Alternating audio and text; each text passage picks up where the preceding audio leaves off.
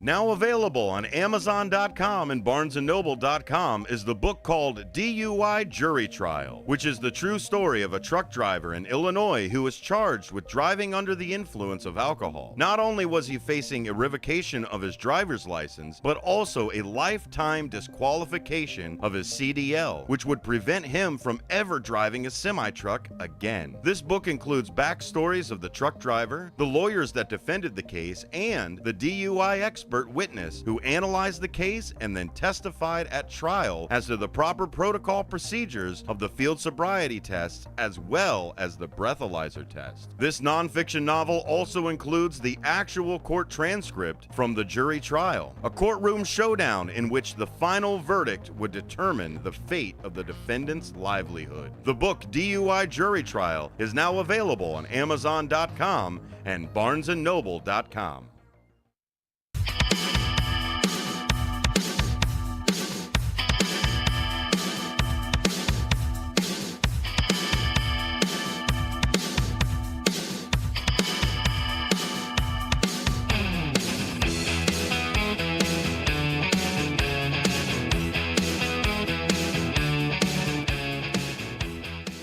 Good morning, and welcome to Week 9 of the NFL season. You're listening to Fantasy Football Blitz with your hosts, Dave, the Trainwreck Tees, and John Payne. Hey, good morning, John. Good morning. Halloween. Yeah, it's all Last over night, with. did you have a good night? Yeah, I was on the air with Sonar from 4 to 6, and then I went home and passed out some candy for the last hour. I had a couple of cold Budweisers last night, Dave. Holy cow, Harry. Did you watch the World Series? I had a couple of cold Budweisers and watched the World Series, Dave. How was the World Series? It was pretty exciting. We're going to Game 7 today. This is it. Yep. But this is fantasy football. NFL Week 9. Our buys this week are the Browns, the Eagles, the Jets, and the Bucks. Marty's in trouble. No Baker Mayfield this week. No. Or Chase McLaughlin, who outscored Baker Mayfield in our league 32-0. Yeah. That was just ridiculous. Let's get started. 49ers at Giants. I like Jackson Dart with the 49ers this week. If Purdy comes back this week, I just don't trust him yet. I wasn't a huge fan before the injury. Tyrone Tracy's the guy there now. Yeah. Scadaboo gone. He's had 8 career games where he's gotten at least 15 touches, and he's averaged 15 points a game in those 8 games. So far this season, the Giants are 13th in overall running back fantasy points per game. Over the last 4 weeks, the San Francisco 49ers rank bottom 10 in points per games allowed to opposing running backs. So Tracy's probably a decent start this week. I mean, Jackson Dart's playing good ball. McCaffrey's always a start. I don't like any of the Giant or San Francisco wide receivers this week, but if I had to pick one, I'd probably go with Wendell Robinson. I love George Kittle, and I love Theo Johnson. They got Pearsall back. I think he's questionable for this game. I think you're right. Juwan Jennings he's been banged up all year. He's just not performing. On the other side of the ball, they got Darius Slayton with Neighbors out for the year. I mean, he's a one-trick pony. He's either all or nothing. Wendell Robinson's getting the ball a lot. Yeah. I mean, as far as a PPR thing goes, Wendell Robinson's probably the guy to have. And the 49ers, they know how to win games right now. They lost last week. But other than that, their games are close, and they're mostly field goals by wins, Yeah. So, Eddie yeah. Pinero. Yeah, Pinero. He's been kicking the ball well. He would Bears double doink to 49ers, kicking the ball to the uprights. How did that happen? I like the Giants this week. It's at the Giants, so Yeah. I like the Giant players a little bit more than the 49ers other than McCaffrey this week. And Kittle, of course. Yeah, Kittle scored But last he was week. kind of on a snap count last week, so. But he scored. Yes, he did. Fantasy owners got him. He did a decent game coming off of a couple of weeks of sitting back and watching the team play in practice. Chargers at Titans. As bad as Tennessee's been, it might have gotten worse. L'Jarius Sneed is on injured reserve. And the Titans just traded their starting cornerback, Roger McCreary. Herbert's been smiling all week at this game. Oh, yeah. I guarantee you. Cam Ward's the only rookie in quarterback history to have started his first 8 games with a turnover. Mm-hmm. Tyjae Spears looks to have taken over the lead back role over Pollard. Yeah. Pollard may be gone by the end of this week. Yeah, we got trade deadlines coming up. We'll talk about that. Kamani Vidal has looked good and is filling in for for Hampton. Mm-hmm. So he's picking up the blitz nice. I mean, I watched him last week on a blitz pickup. Or he's not a big guy. He held his own. I was kind of impressed. Chargers wide receivers should feast this week. Quentin Johnson, Keenan Allen. I mean, they should go off. They got McConkey coming back. Right, he's a little banged up, but he's going to fine. be he's going to be like when we're on a snap count too, like you said. Tennessee's just in shambles right now. I don't know who's worse, them or the Jets, but they're probably going to have the 1-2 pick. I love Oronde Gadsden. Yeah, you remember his dad? Yeah. So he's starting to get the ball a little bit more. He's played more the last 3 games, but he's doing well. I look for the Chargers just to stomp them. Yeah, it's in Tennessee, so got another West Coast team heading all the way across half across the board. Just about a little They're over playing half. a little earlier, 5/8. Okay. Vikings at Lions. Goff should do well at home this week against the Vikings. I think he throws a couple of touchdowns. McCarthy's set to return this week after missing 5 games with an ankle injury. The Vikings are getting gouged in the run game by multiple tight end sets. Yeah. Arrow up, Jamar Gibbs. Yeah, usually they're going to be having a good day today, so I'd be starting them. I think St. Brown's going to have a really good day. So he should my tear up the predict on that Minnesota game is to secondary. start St. Brown this week. Their secondary isn't that good. Detroit's only allowing 66 yards a game rushing. Mm-hmm. So that's not a good sign for Jordan Mason. Plus, it's at Detroit. Williams, he just hasn't been involved so much this year. I did read that Campbell said he's going to try and get him the ball a little bit more. He's been a one-trick pony. He's down the field on a flyer or nothing. Mm-hmm. So he's just not getting the ball enough. I expect Jefferson to remain heavily targeted. But there's still a low ceiling due to quarterback play, I think, this week. Same with Jordan Addis in Minnesota. He's had a tough time with tight ends this year. And Hawkinson has been non-existent most of the year. So Detroit, they take this game. Yeah. At Detroit. You think we're going to be right this week? Because anything can happen in football. We've been wrong before. We've seen crazy stuff throughout the year. Yes, we have. Falcons at New England. I just can't figure out the Atlanta Falcons this year. I mean, they look great defensively and offensively one week, and then they get smoked by the Dolphins a couple of weeks ago. Yeah. I just don't get it. I mean, they get Penix back this week. Kirk Cousins, by the way. Oh, my gosh. Yeah, he hasn't. Come on. I know he hasn't played, Kurt but alone. He was terrible, man. Don't you have him? Yes, I do. Weird. But leave Kurt alone. He didn't do anything. He hasn't played in like 2 years or something like that, or a year and a half. All right. Drake May looks like a stud, and the Falcons have allowed multiple passing touchdowns in 3 of their past 4 games, even though they're ranked second versus the pass. Yeah. Well, also Penix Scott London coming back. He's off. He's not on the injury list. So if owners want to start him, I think I would, because that seems to be his go-to guy. Yeah, and Bijan Robinson's going to need some receiving work to carry him as a fantasy option this week because New England's tough against the run. It's another one of those matchups paired with being a home favorite where you can make the case for Ramondre Stevenson as a decent option for you, but he's not playing this week. Yeah. It's going to be Travion Henderson finally getting the ball a little bit more. Mm-hmm. I think last week he had 10 carries for 70-some yards, so there were signs of life last week, that's for sure. Drake London's still a wait and see, but I think he's going to play. Stephon Diggs should draw A.J. Terrell in coverage, their top corner. Mm-hmm. So that leaves Kashawn Boutte as my target to get for wide receivers this week. If you're starting one on New England, I definitely start in Boutte. Yeah, this is a good game for New England because they're once again playing at home. Okay, so once again they're playing at home, and they're 6-2. They win today. The outcome of tomorrow. Sorry. Thank you, John, for that correction. They win tomorrow, and Buffalo loses. They're 2-game advantage over Buffalo in that division now. That's interesting. Yeah, we'll get to that there too. Hunter Henry may find the end zone.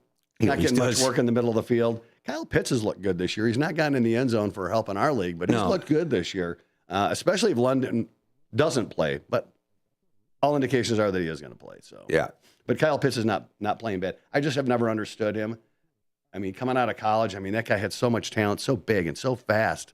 I just don't know if he doesn't run his routes right or they're just not featuring. I don't know what the problem is with Kyle Pitts, but he's always been a stud in my eyes. I just don't know. He's tall. He's tall, he's fast, and he's big. I don't get it. He also drops the ball a lot. he's actually been known to that. But when he does catch it, he's hard to tackle. But I don't know. He just hasn't, like you said, he hasn't crossed that goal line. I don't have one touchdown this year so far. Yeah. That's it. I know. Colts at Steelers. This could be a good game. Yeah. This is at Pittsburgh. Daniel Jones threw multiple touchdown passes in 4 straight games, first time in his career. Yeah. For the season, he's completed 71% of his passes.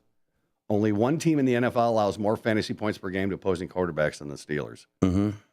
5 of the last 6 quarterbacks to face Pittsburgh have gotten at least 2 touchdown passes. Quarterbacks who faced the Steelers this year averaged 293 passing yards per game. Whoa. The Steelers are going to have to be throwing because I think they're going to be behind. They don't have a good running game. They don't have a good running game. They have great at tight ends. Austin, he didn't really do much last week since he's back. DK Metcalf is the go-to guy. So you're basically covering him, double teaming him, and making sure Rodgers got to throw to his tight ends. Which he did a couple of weeks ago. Yes, he did. 4 touchdown passes to 3 of them. Daniel Jones is resurrected. He's like... But the Colts have allowed QB1 scoring weeks in 4 of the past 7 games. So I like Rodgers to put up some numbers this week, as they'll likely be playing from behind. Jonathan Taylor, enough said. Yeah, just Jonathan Taylor. Not a fan of any Steeler backs. Metcalf should be a decent play this week. Daniel Jones has a bunch of talent to throw at wide receiver and tight end position. Right. But obviously Pittman and Warren are your guys. I mean, Josh Downs may get something long. I mean, he's coming back from being banged up. He played last week. Alec Pierce. Yeah. He seems to be the home run threat there. Daniel Jones has all of his receivers, his tight end, who I talk about every week. Love the guy. He's a great tight end for a rookie.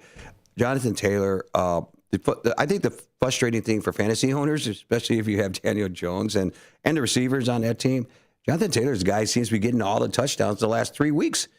Yeah, that breaks my heart since I have him in my lineup every week. Yeah, I know. He's honestly, I'm in first place, by the way, if anybody's listening. Yeah, and Dave Tease is in second, so there's been a flip-flop. I was in first place for a while, but I'll be back. Don't worry. But he's honestly saving my season right now. I mean, Mahomes is having a good year too, but that's Taylor's just pretty bad if you're dependent on one player on your team. That's just not. Well, I don't depend on one. Wow. Broncos and Texans. Broncos and Texans. I don't recommend Bo Nix this week if you've got another option. Same with C.J. Stroud. Dobbs has got a tough test this week. R.J.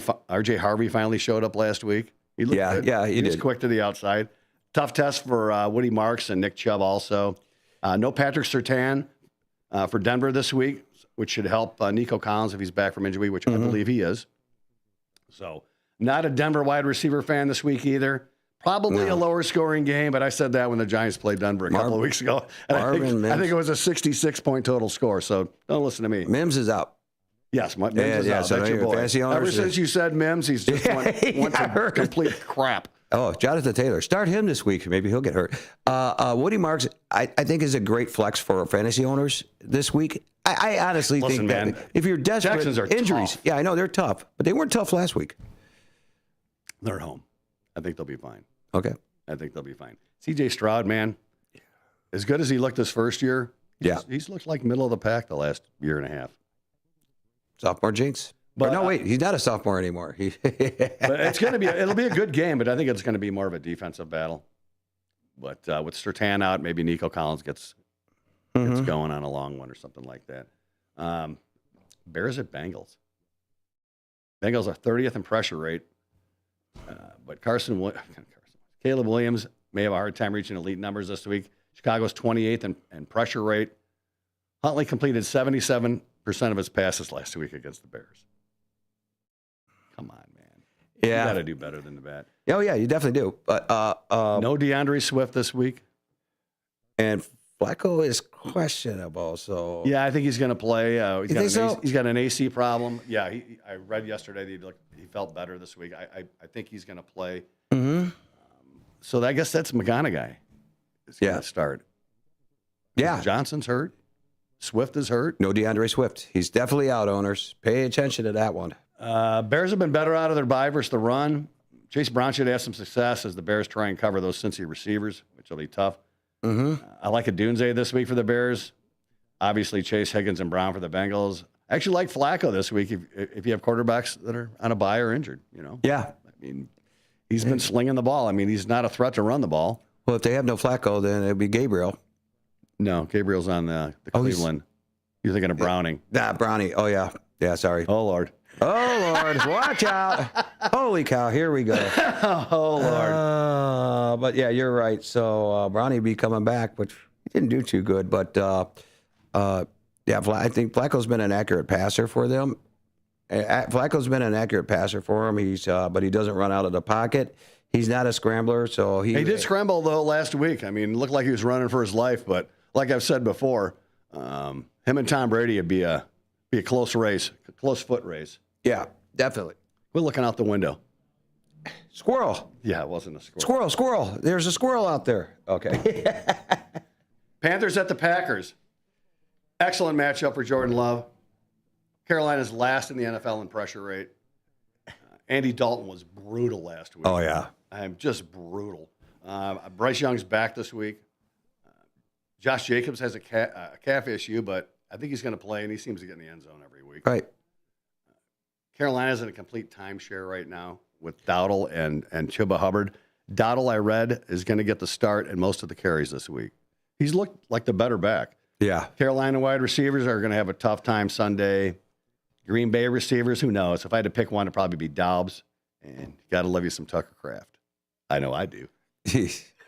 Why is that, John? Why don't you tell the audience why you like Tucker Kraft? Because of the cheese? Definitely because of the cheese. No, it's because he's scoring me a lot of cheese. Yeah. He's touchdown dependent for you, isn't he? No. Well, everybody in our league's touchdown dependent because we're in a touchdown-only league. Yeah, that's true. But even in a PPR league, he's putting up points. I mean, he looks like the best receiver on that team. Here's an ugly one. I'm sitting next to one who will sit across from one. Oh, I mean, you're talking about a game. Okay, sorry about that. Oh, Lord. Oh, Lord. Oh, Lord. Jags at Raiders. Trevor Lawrence is completing 58% of his passes. You know who he's only ahead of? Cam Ward. Just not a Trevor Lawrence fan. Geno Smith sucks. Yeah. I mean, I think they get that Aiden O'Donnell back soon. I think he's going to get some starts this year. Yeah, and the receiving core over there at the Raiders aren't doing that good. I mean, Genti's been decent because of volume and touchdowns, but he hasn't been the running back we thought we were getting when we drafted him. No. But, you know, they have no offensive line there. I mean, but they're coming off a bye week. Maybe they got a new game plan with Tyler Lockett over there now. So hey, fantasy owners, if you're hurt for receivers, it's a long shot. It might be a flex, but I would definitely not pick up Lockett. Why do you think he's just a door greeter like over at the stadium, like at Walmart? Yeah, welcome to Walmart. I'm Tyler Lockett. I used to play in the NFL. Welcome to the Raider Stadium. ETN's probably a decent play this week. Tootin's been just okay after we were praising him at the beginning of the year. I like Brian Thomas this week. He seems to be healthy. Hunter, put him on IL this week. They did a MRI yesterday to see if his ACL was still intact. He got hurt in practice. So he's gone for at least the next 4 weeks. Yeah. So really the only thing they got left is Thomas over there because Strange, that tight end that was playing decent at the beginning of the year, he's still hurt. Raiders don't have anything at wide receiver at the moment. I don't think the signing of Lockett changes anything. Bowers is coming back.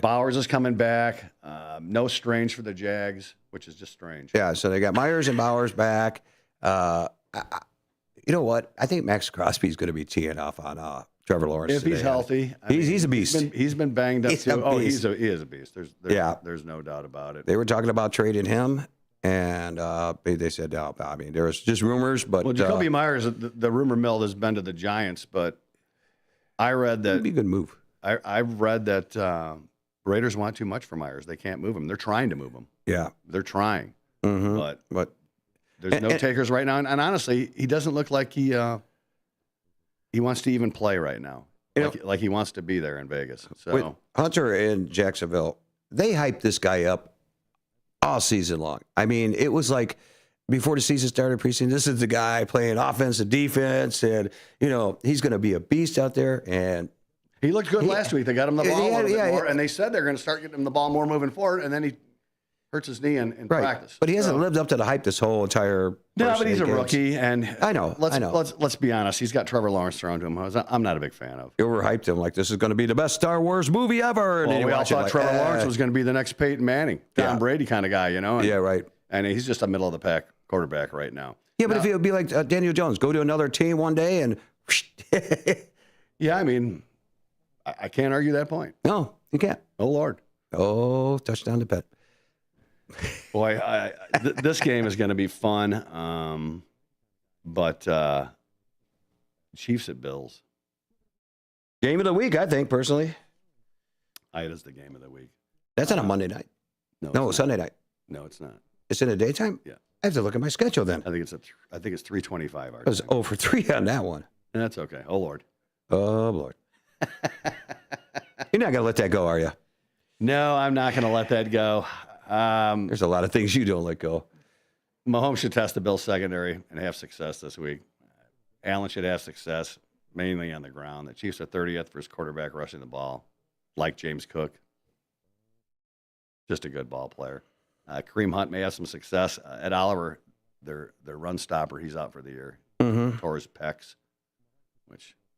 I mean, the Chiefs, the Bills' secondary hasn't really been that good this year. They've been Their banged up defense, quite a bit. yeah, and they are banged up. Their defense hasn't been doing good. They've been giving up a lot of touchdowns. So I think, as much as I hate to say this because somebody on the other side over there has the quarterback, Mahomes, I think you definitely start him and Rashee Rice and Worthy. And Worthy's due for a long touchdown. you think so? Yeah, Rice is a beast. I mean, he's only been back a couple of weeks, and they almost need to go to Worthy, take some heat off of Rice because they're going to start. Pacheco's kind of banged up. I don't think he's playing. He's questionable. He went from not playing to questionable, so Kareem Hunt will be getting the bulk of the carries.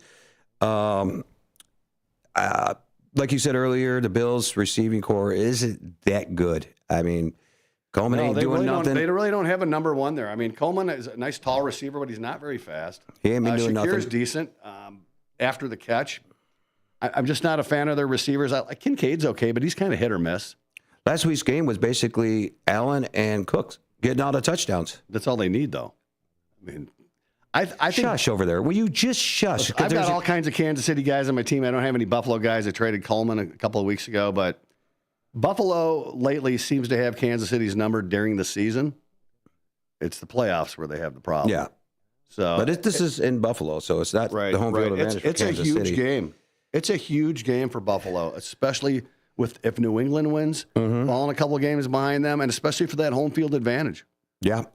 So Kansas City's 5-3. They go to 5-4, they can probably kiss home field advantage goodbye. That's a definite. Like I said, I like Buffalo in this game, but I think it's going to be a shootout. And I love shootouts. AFC West is just so tight right now, except for the fact of the Raiders. But you got Chargers, Denver, Kansas City. They're all right there in the hunt. Yeah, they're all playing good ball. Yeah, they're all playing good ball, and the Chargers and Denver, they got tough Ds, man. And Kansas City's tough against the run. So yeah, I don't see obviously the Raiders doing anything. That division's kind of up for grabs right now. I want to back up before commercial break. With the Pittsburgh game, they actually signed Scanley over there in Pittsburgh. Oh, yeah. Yeah, so he's actually coming back with Aaron Rodgers. So, hey, just to help out fantasy owners is what we do here. Not him. He only helps himself. He's a flyer, too. Yeah, and Rodgers is going to be connecting with him, and they're both familiar with each other. So there's another little weapon for Pittsburgh. But just to go, I forgot to mention that while we were on that topic. We went through. And Jalen Warren should get some volume. Yeah, right. He's just not running the ball like you want out of a starting running back. He catches the ball well. Mm-hmm. I mean, and if you need a flex, I mean, a decent guy to start over there. Right, yeah, exactly. But as far as KC goes, I mean, I wouldn't expect 100 yards out of Kareem Hunt. They'll be throwing the ball a lot. Yeah. Well, let's just hope everybody comes out of that game healthy. Nah, I hope the guy in the card shop loses his quarterback in that Bills and Kansas City game. Yeah. Well, when we get back from the break, we still we still have another game to get to, or a few more games to get to, but we'll kick it off with the Saints at the Rams. Yeah. Again, I don't even have much information. I think there's a quarterback change on that game. Yeah, I mean, I just think that's going to be one ugly game for sure. But all right, everybody, we're going to go to break here in a second. So get up, get some coffee, make some eggs, let the dog out or something. Bring them down. We keep saying that. Nobody brings us eggs here. We don't get no eggs. We'd like to promote some of the restaurants here, but if we were promised some breakfast, but we're not getting any of that. So. All righty. So you got Dave Cheese, John Payne here at WRMN 1410 AM. 1410? 1410. Where are you from the South now? Home of the Chicago Bears. Home of 1410, home of the Chicago Bears. Here on WRMN AM 1410, we like to keep you informed and in tune to what's happening here in the Fox River Valley and what's going on here on WRMN. We recognize the importance of local radio to be a part of the conversation and to be a part of the community for the community. You know, we talked about the importance of community theater, but supporting community radio is a big deal too. And, you know, for WRMN, this is a really cool thing that you guys do every day and a really important thing. You have to have a local media outlet to talk about what's going on in your town. So you guys do a nice job. Tune in to AM 1410, WRMN. Don't forget, you can also subscribe to our YouTube channel at youtube.com/WRMN Radio. Keep in tune and informed on what's happening here in the Fox River Valley, right here on WRMN. When disaster strikes, flood or fire, every second counts. At Emergency Construction Group, they specialize in immediate response and same-day service for any residential, commercial, or industrial emergency across the Chicagoland area. With over 30 years of experience, they've got the expertise, manpower, and equipment to handle any size loss fast. They follow strict IICRC guidelines to restore your property the right way, the first time. Their team values transparency, constant communication, and strong ethical standards because your peace of mind matters. Licensed, bonded, and insured, they're here for you 24/7, 365 days a year. Call 855-4ECG now. That's 855-432-4669. Or visit their website at emergencyconstructiongroup.com. And let Emergency Construction Group put your life back together one step at a time. That's Emergency Construction Group. Your satisfaction is their passion. Did you get a call or message that mentioned Social Security that made you feel threatened or scared? That is not the Social Security Administration. Social Security will not threaten you, press you for personal information, or demand instant payment. Social Security does not accept payments by gift card, prepaid debit card, internet currency, or by mailing cash. Criminals use these forms of payment because they are hard to trace. Don't fall for it. Hang up, ignore them. Report this criminal activity to oig.ssa.gov. Produced at U.S. taxpayer expense. Start your weekend right with Dino's Night Out, Fridays from 2 to 4 p.m. on WRMN 1410 AM. Dino covers what's hot across the Fox Valley, from live shows to food fests and everything in between. Proudly sponsored by the legendary Arcada Theater at 105 East Main Street in St. Charles. Your home for unforgettable concerts, comedy, and more. Tune in on WRMN 1410 AM or stream at WRMN1410.com. Dino's Night Out, your guide to the weekend vibe. Are you dreaming of a getaway? Want to leave the stress of daily life behind? Whether it's a relaxing cruise or an adventurous land escape, planning the perfect vacation doesn't have to be a hassle. At Cruises International, they specialize in vacation destinations, land and sea, making your dreams come true. Located at 1721 Moon Lake Boulevard in Hoffman Estates, Cruises International isn't just about booking travel. They're your personal concierge, trusted travel advisor, and advocate. Your preferences are unique, and they'll take the time to understand exactly what you're looking for. From personalized service to their global network of specialists, they ensure that your vacation is tailor-made just for you. It's time to plan the vacation of a lifetime. Call 800-255-7447. That's 800-255-7447 today and speak to a cruise and vacation expert. Cruises International. It's time to set sail to your dream destination.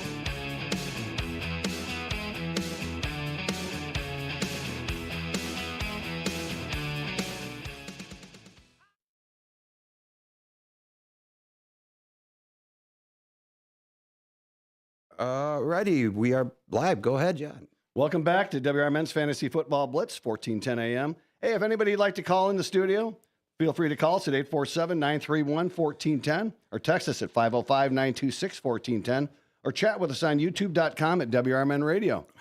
All righty. We have a special guest in our studio right now, and he was on Monday morning? Yeah. Yes, and you want to introduce yourself to everybody? Sure. So my name is Graham Boder. I come from the city out in Chicago, and I'm an aspiring sports reporter. You're already doing better than Dave. This is going to be Maybe my you should run the replacement. board, and it should be me and him. Him and I, excuse me. This is my replacement here, John, so watch it there, mister. We all have dreams.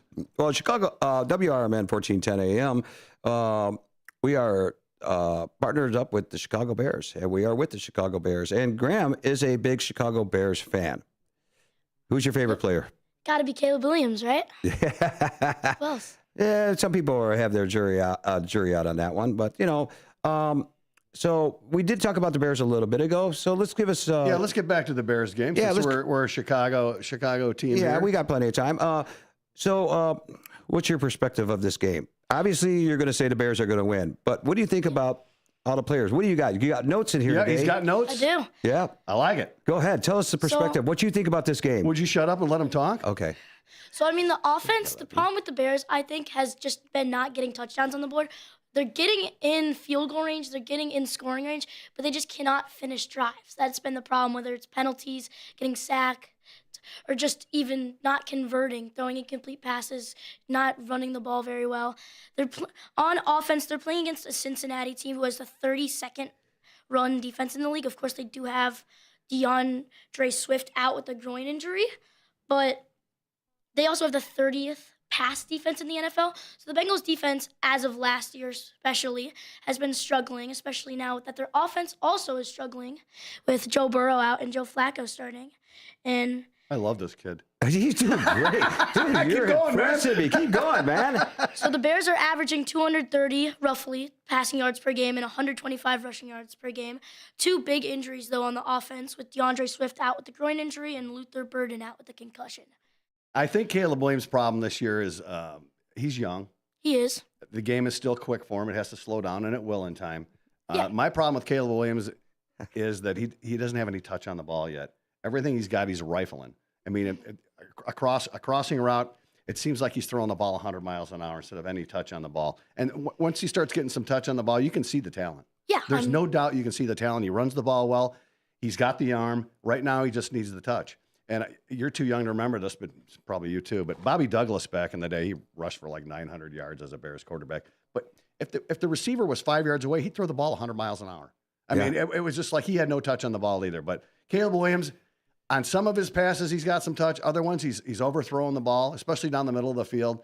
He seems to roll out right and try to hit Odunze on that sideline route like he did like the first game, where it's a nice catch and he had his teeth in it. But he keeps trying to do that, and he's got no touch on the ball. Now, like I said, the game will slow down for him, and he will get better. And this is a great matchup for the Bears, honestly, offensively. Even without DeAndre Swift, with McGonaghy there, they should be able to run the ball. And Cincinnati's just not good defensively. But either are the Bears. So anything can go. Joe Flacco is obviously an upgrade from Jake Browning. So that should help, but he's not a running quarterback. If the Bears can get to him and create some pressure, because they're so low in pressure rate right now, that I think the Bears can pull this out. Go ahead. So, Graham, what do you? So, as a fantasy owner that we are, and are you in fantasy football? I am. Wow, how's your team doing? Doing pretty good. Obviously, he's got to be in first place. I'm up there. I like this kid. So, if for fantasy owners, who would be your key starts for this game? This game? Yeah. Well, I mean, quarterbacks. I mean, Caleb, I looked at something. He's top 10, I believe, in quarterbacks, because he's had a lot of passing yards. The touchdowns haven't been coming as frequently as said earlier. But, again, he needs that touch on the ball. We saw it with the last play of the game versus the Ravens, I believe, where 4th down and 1 or 2, and he just fires it out the back. Yeah. Not great route running, but not a good throw either. No. That's my problem with him right now. The game still looks fast. He still looks like a deer in headlights sometimes. But the game will slow down for him. That's what we want. We want the game to slow down. Yeah, give him some time. give him some reps, and he'll get better. I told you guys at the beginning of the year, Adunze, I thought breakout this year. He seems to be breaking out this year. DJ Moore, it's kind of been silent. He had a couple catches last week, but I just love me some Luther Burden. I didn't think they had him involved in the game enough. Same with Loveland. I mean, he had a couple catches last week. They're just not getting him involved enough. And they got Cole Kmet coming back this week. So right. you're gonna have both of their honestly, type- they should get Kmet into block or up the seam. Yeah. And Loveland outside. Because Loveland, honestly, he's big and fast enough. He could line up as a wide receiver. So and you're a fantasy owner. So what we're going to do, Graham, we're going to continue on with our games here. We got to get those going through to help our owners out there. That's why they listen to us. So continue on, Mr. John Payne. All right. Another game we got Saints at Rams. I'd start Stafford, Kyron Williams, Devontae Adams, Puka. Grab the Rams D if you can. Tyler Shuck. I don't know how they come up with Shuck, S-H-O-U-G-H, but that's what they It's kept like calling him Shaw. last I thought week. it was like Shaw. Yeah, so did I. He gets his first career start. No Saints, maybe Olave if you're desperate because they seem to pepper him, the quarterbacks. But Kamara, I just don't trust him this week. Rams are tough defensively. And Kamara's it's at the questionable. Rams, so which is even worse. Kamara's questionable. And then Shaheed, sorry. He's another start I would do this There's week. a guy But that they're talking about trading. Yeah, he's up on a trade block there. I mean, he's more of a one-trick pony. He's a flyer. If you're looking for a flyer, but they don't have anything offensively there right now. Kamara's just not the same. Yeah, guy. and Graham, honestly, they should be trading Kamara. Yeah, and Graham, anytime you want to chime in on this, just interrupt him. Puka Nacua is coming back, and he was doing great receptions-wise, touchdowns-wise. He's getting 10 receptions a game or something like that. He was great. So him coming back from, I believe it was a ankle sprain, is huge for the Rams and fantasy owners. Absolutely. And Devontae Adams didn't find the end zone quite a bit. Yeah. I mean, the Rams are playing good ball as long as they can keep Stafford upright, which they should honestly, against the Saints. All right. They're not that good. Let's get to the – come on, fingers. Really? Really? Hey, he's got problems there. There we go. Whoops, going the wrong way. My fingers aren't working. See what happens when you get old, Graham? You go backwards. Seahawks at Commanders. In 2 of his last 3 games, Sam Darnold has finished as a top 10 fantasy QB. He's had at least 2 touchdown passes for the last 6. Since week 2, only one team in the NFL gives up more fantasy points per game to opposing quarterbacks than the Commanders. Sam Darnold and the Seahawks face the Commanders on Sunday Night Football. Daniels is coming off a hammy injury. He's going to play, but it's going to kind of hinder his mobility a little bit. He's not going to be able to run the ball as much and not be able to move around in the pocket as much. Seattle's secondary is healthy. Seattle's running back situation, for lack of a better word, just sucks. They're splitting the ball with Charbonnet and Walker. And Walker's getting the ball between the 10s, and Charbonnet's getting the touchdowns. He's getting the glory. So if you're going to start Walker, he may get the yardage, but I don't think either one of them are 100-yard a game guy. And it's disappointing for Walker owners because he honestly has to score a touchdown from over 10 yards out. Right, yeah. I mean, he's not getting anything in. Charbonnet's getting it all. Or you would say Charbonnet. Charbonnet. Yeah, he's good wine. They have Noah McLaren this week for Washington.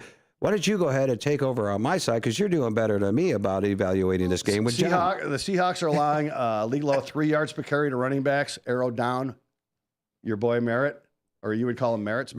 Yeah. Jackson Smith and Jigba should feast on the Washington secondary, especially on play action. Like I said, McLaurin's hurt, leaving Debo as the only receiving threat there, except for Zach Ertz, who seems to find the end zone every week. I don't know. Yeah. He's not getting anything in the middle of the field, but he's getting in the end zone. And on paper, it doesn't look good for Washington. At least they're at home. But Daniel's coming off an injury, no speed at receiver. Merritt looked good for a couple of games. He hasn't looked good lately. So that's kind of where they're at. It'll be a good game. I think Seattle goes and pulls this out. But the Walker Charbonnet thing just frustrates me. Yeah. What do you think, Graham?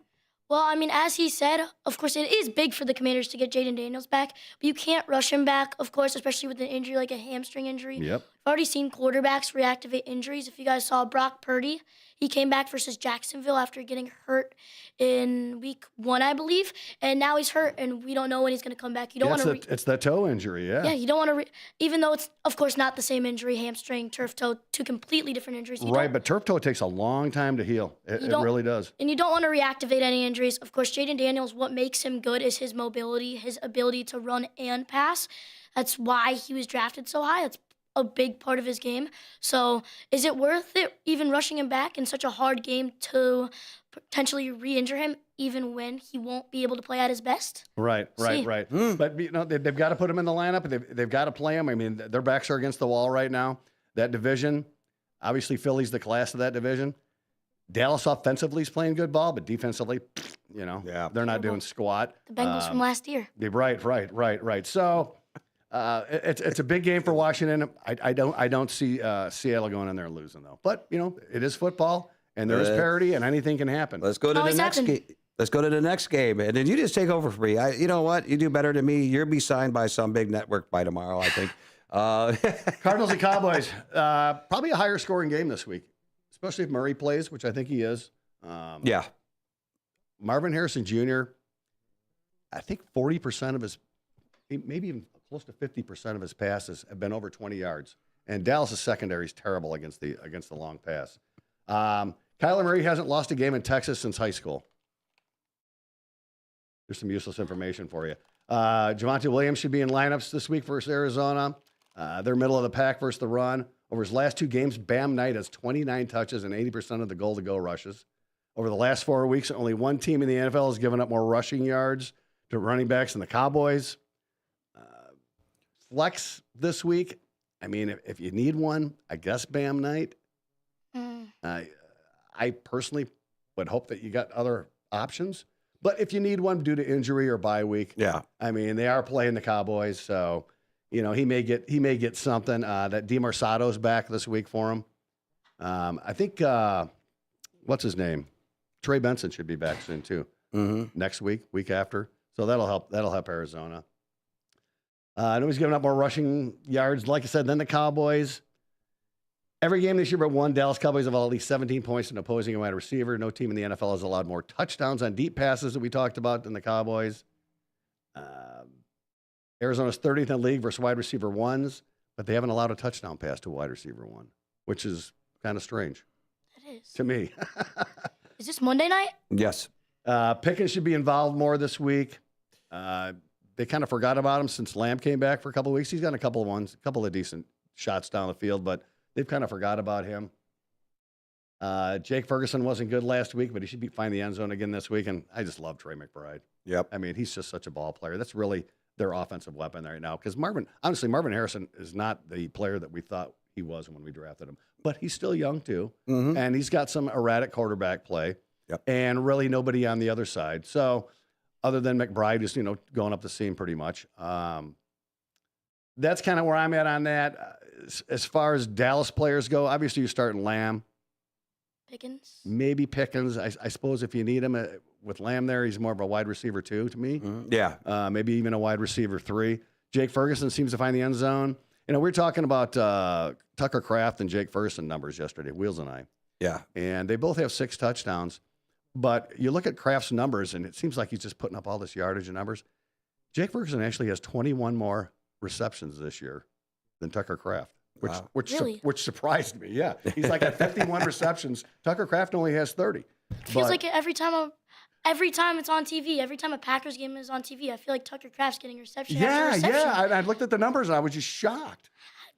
So what's your views? What's your views on the game here? Or do we got another game after this? But really quickly, what's your views on this game here? Well, I mean, I think this game could go either way. Of course, you have the Cowboys' defense. They can't stop teams. Their offense is really good, just score after score, but their defense cannot stop teams. But I do see the Cowboys coming out and winning. I do think the Cardinals have good pieces, but I think it's going to take them time to really develop into the football team they want to become. And I think the Cowboys, they're kind of a back-and-forth team. They'll make the playoffs, and they'll have injuries. They'll have a rough season, but they're a decent team. Of course, their defense, again, isn't good, and they're going to need to work on that. But they have a good offense, and I see the Cowboys coming out. And Prescott is actually having a good year this year. Great. Considering, and he's not getting injured, but we might just jinx him there on that one, Graham. But yeah, Cowboy fans are going to hate us. But yeah, he's having a great year, and you're absolutely right that Arizona is a team that's got to. They'll eventually. They're young. They're rebuilding, and they're going to come together in the future. Yeah, Dak Prescott's always been a decent fantasy quarterback. It's when he gets to the playoffs is when he has the problems. So and same honestly with Josh Allen. I mean, they have Kansas City's number during the season, but when it comes playoff time, see how impressed we are with this young man here. You're in fantasy football. I am. Who's on your team? So let's see how much I can remember right now. But Too many. Quarterback, I got Justin Herbert. He's been really good. One of the best quarterbacks in fantasy this year. Running backs, got Ashton Genty, just bad. He's not been very They good. have no offensive line. Give him some time, Yeah. but he's getting volume. At least he's getting volume and touches. Yeah, I mean, he's had some good games. I mean, the one against the Bears, we ended up winning, so can't be mad about that one. But he's had some really good games. I have Breece Hall, who hasn't been good all season, but last game, that Jets comeback against the Bengals. I just traded for him yesterday. You did? Yes, I did. Who'd you trade for him? I needed some backup running back. He thinks I gave up too much. I gave up a late number 1 next year. We're in a dynasty league. Oh, Dynasty? I gave up a late 1, Keyshawn Booty, who I just picked off the waivers. Kamani Vidal, who looks good for the Chargers, when Hampton's out. So that's a good waiver move. If he's still available in your leagues, he should have a good game against Tennessee this week. But Yeah, right. So I also traded Jake Ferguson. I gave up 3 and a 1 to get Breece Hall.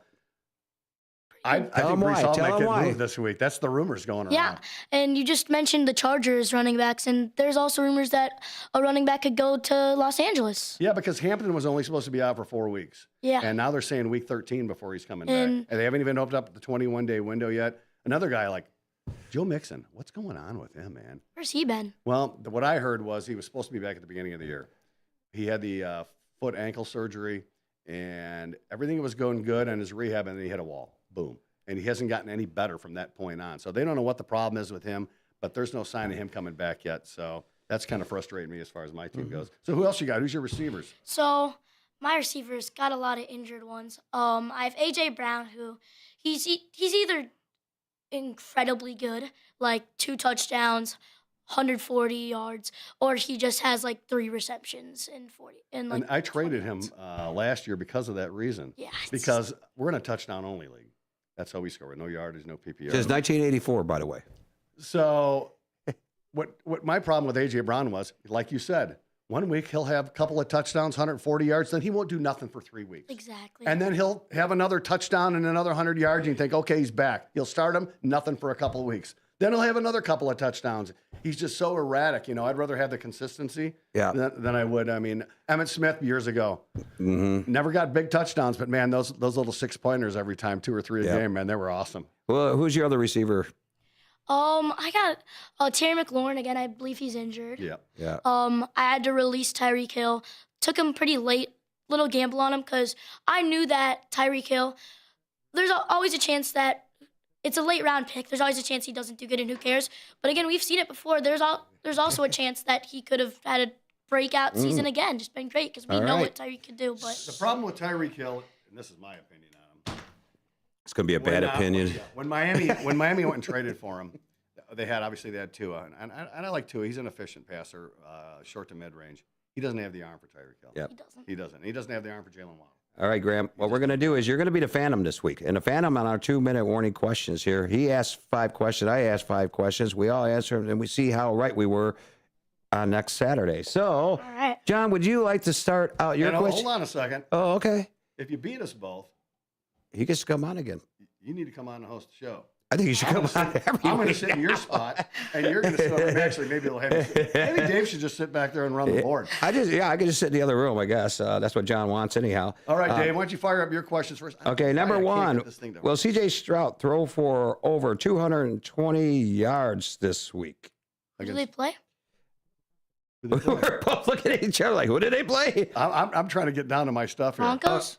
Broncos. Yeah, Broncos in Houston, yes. Okay, so I say yes. Yeah, I would agree. I mean, he just threw a bunch against the Niners last week, so. Well, he gets Nico Collins back. Okay, my next question. Hold on.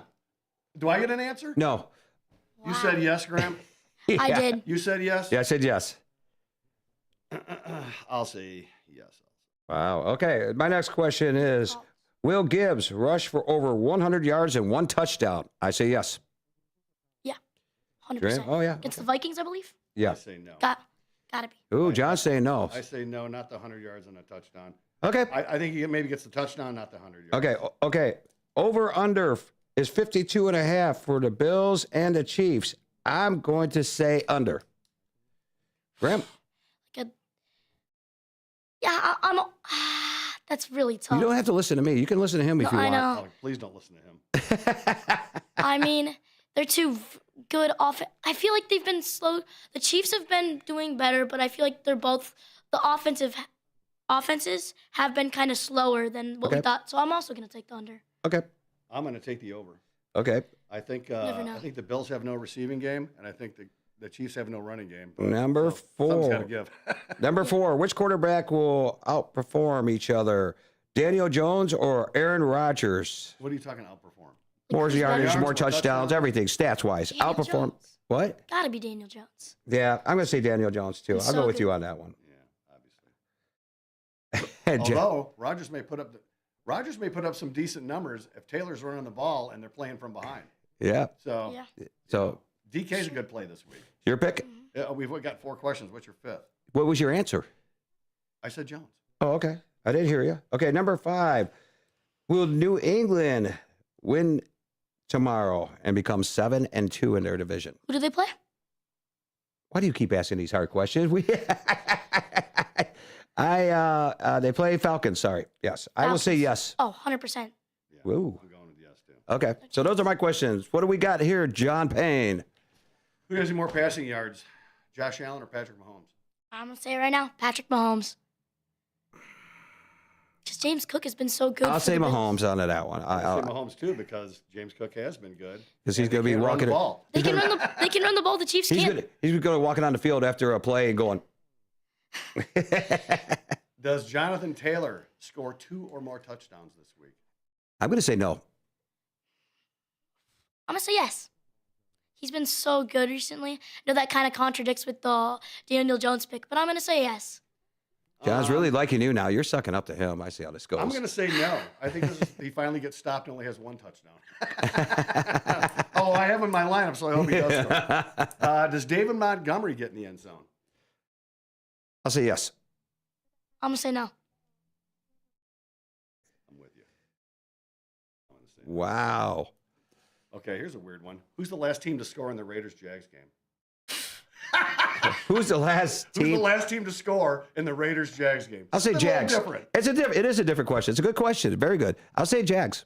I mean, I'm going to be completely honest. I do think that the Raiders are kind of stuck right now. They're kind of stuck. They have good, players. They have good things about them, but they're kind of stuck in a position. The Jaguars are slowly getting better, but it's not going to be a game where it comes down to a last drive. I don't think. I think the Jaguars. I are don't gonna think have it. I don't think it's going to be a game-winning Yeah. field goal or anything. But I just want to know. Who But you it's think just the he last wants to know who's the Exactly. last team that scores. So in the end, I would guess that they're not going to take a random field goal because if you're the Raiders at the end, you're going to go for a touchdown if you're losing by a bunch anyway. So your I'll say pick? that. So if they're not going to be able to get a field goal, I'll go with Jacksonville.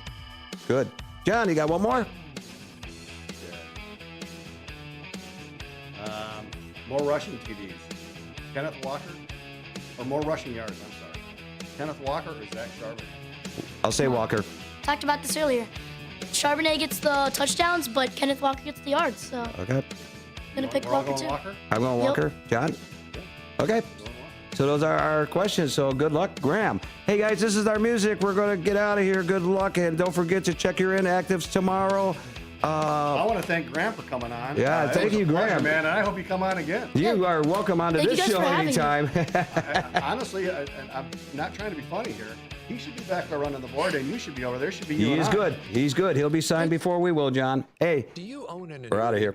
either fixed rate, Thanks. indexed, or variable? Dude, Are you paying thank you high so fees much. You and did a getting great low job. You returns? are football If so, knowledgeable right Savvy. there. Football savvy. You you are guys for having me. football savvy. We got to have him on more. I mean, he's going to be. Well, I got news well, for the you. ESPN's The going to be feedback calling you. the feedback I'm going to get from my people after the show. How to help reduce You're your not gonna fees wanna and hear, increase Dave. retirement. Thanks for having me. Yeah. Hey, you're more Appreciate you coming welcome, on. too. I had a And blast. we're getting chats on the YouTube really quickly. We have Like my Susie, long-lost son. Susie Brendan. We have Susie Brendan. We have a couple other people, a lot of people making chat comments today. I hope you enjoyed yourself. You're more than welcome. You are very knowledgeable I at didn't see football. one. You actually, you floored us both. When you come in here and you started just rattling your stats and in a fantasy league at a young age and knowing your stuff. Yeah, we're touchdown only. 800-760-1845. You're in 8th grade? I am. Wow. So you So- start high school next year, huh? Hometown Yeah. radio Yeah. station Where are you gonna go to since school? What 1949. Probably Payton We or are Lane Tech. WRMN Oh, okay. AM Lane 1410 Tech, that's a big Elgin school. time, It is, but 10 Used to work o'clock. there. And we'll let you know how our ratings goes as we watch it, because John puts this all over the place, and then people go back and watch it. Well, I got news for you. Ratings are going up because we lost half of our people You know last what, week. if It was he just gets you. all the Did questions- you listen to him last week? don't remember. That's probably true. I don't think anybody wants to remember I had that. to do the show by myself because he had to go visit the cast of Cobra Kai. Yes, I got to meet Cobra You Kai. guys are there. forgetting that Dallas is starting 2 major rookies. Talk to him about it. He's Yeah, the I expert know. I now. was listening to him. He's good, isn't he? This guy's got his stuff all together. He knows his stuff, man. That's everything, yeah. Yeah. Yeah, Dallas Segner's Hey, terrible. no problem. I think you're going to be on next week. He's going to beat us with all the questions. You know? So he did a wonderful job. You're a knowledgeable football savvy guy there. John, if we ever need a player, owner in our league, we'll bring him. I am bringing this kid into my league. He'll be dominating the thing of the year. What are you talking about? Yeah. I like having the stupid ones. I got news for everybody in this room. He probably won't be here next week. We'll be calling him out. We're taking this guy out of our hands. All right. Thank you, guys. Thank you, man. Nice to meet you. Nice to meet you. Very knowledgeable guy.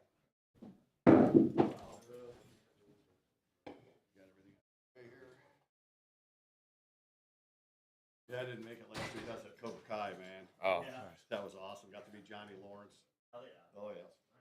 Everybody was there except Priest, the sensei guy. Oh, okay.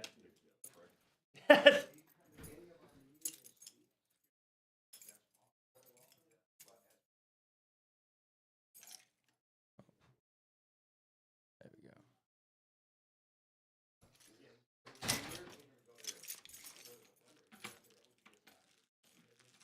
What do you want to start with?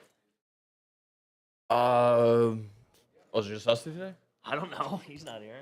So Gotcha. fuck it. We'll start without him. I mean, I've done it before in the last couple weeks where he's like late, and I just start without him. Yeah. I mean, we have to talk. Oh yeah, obviously. We can't not talk. Oh well.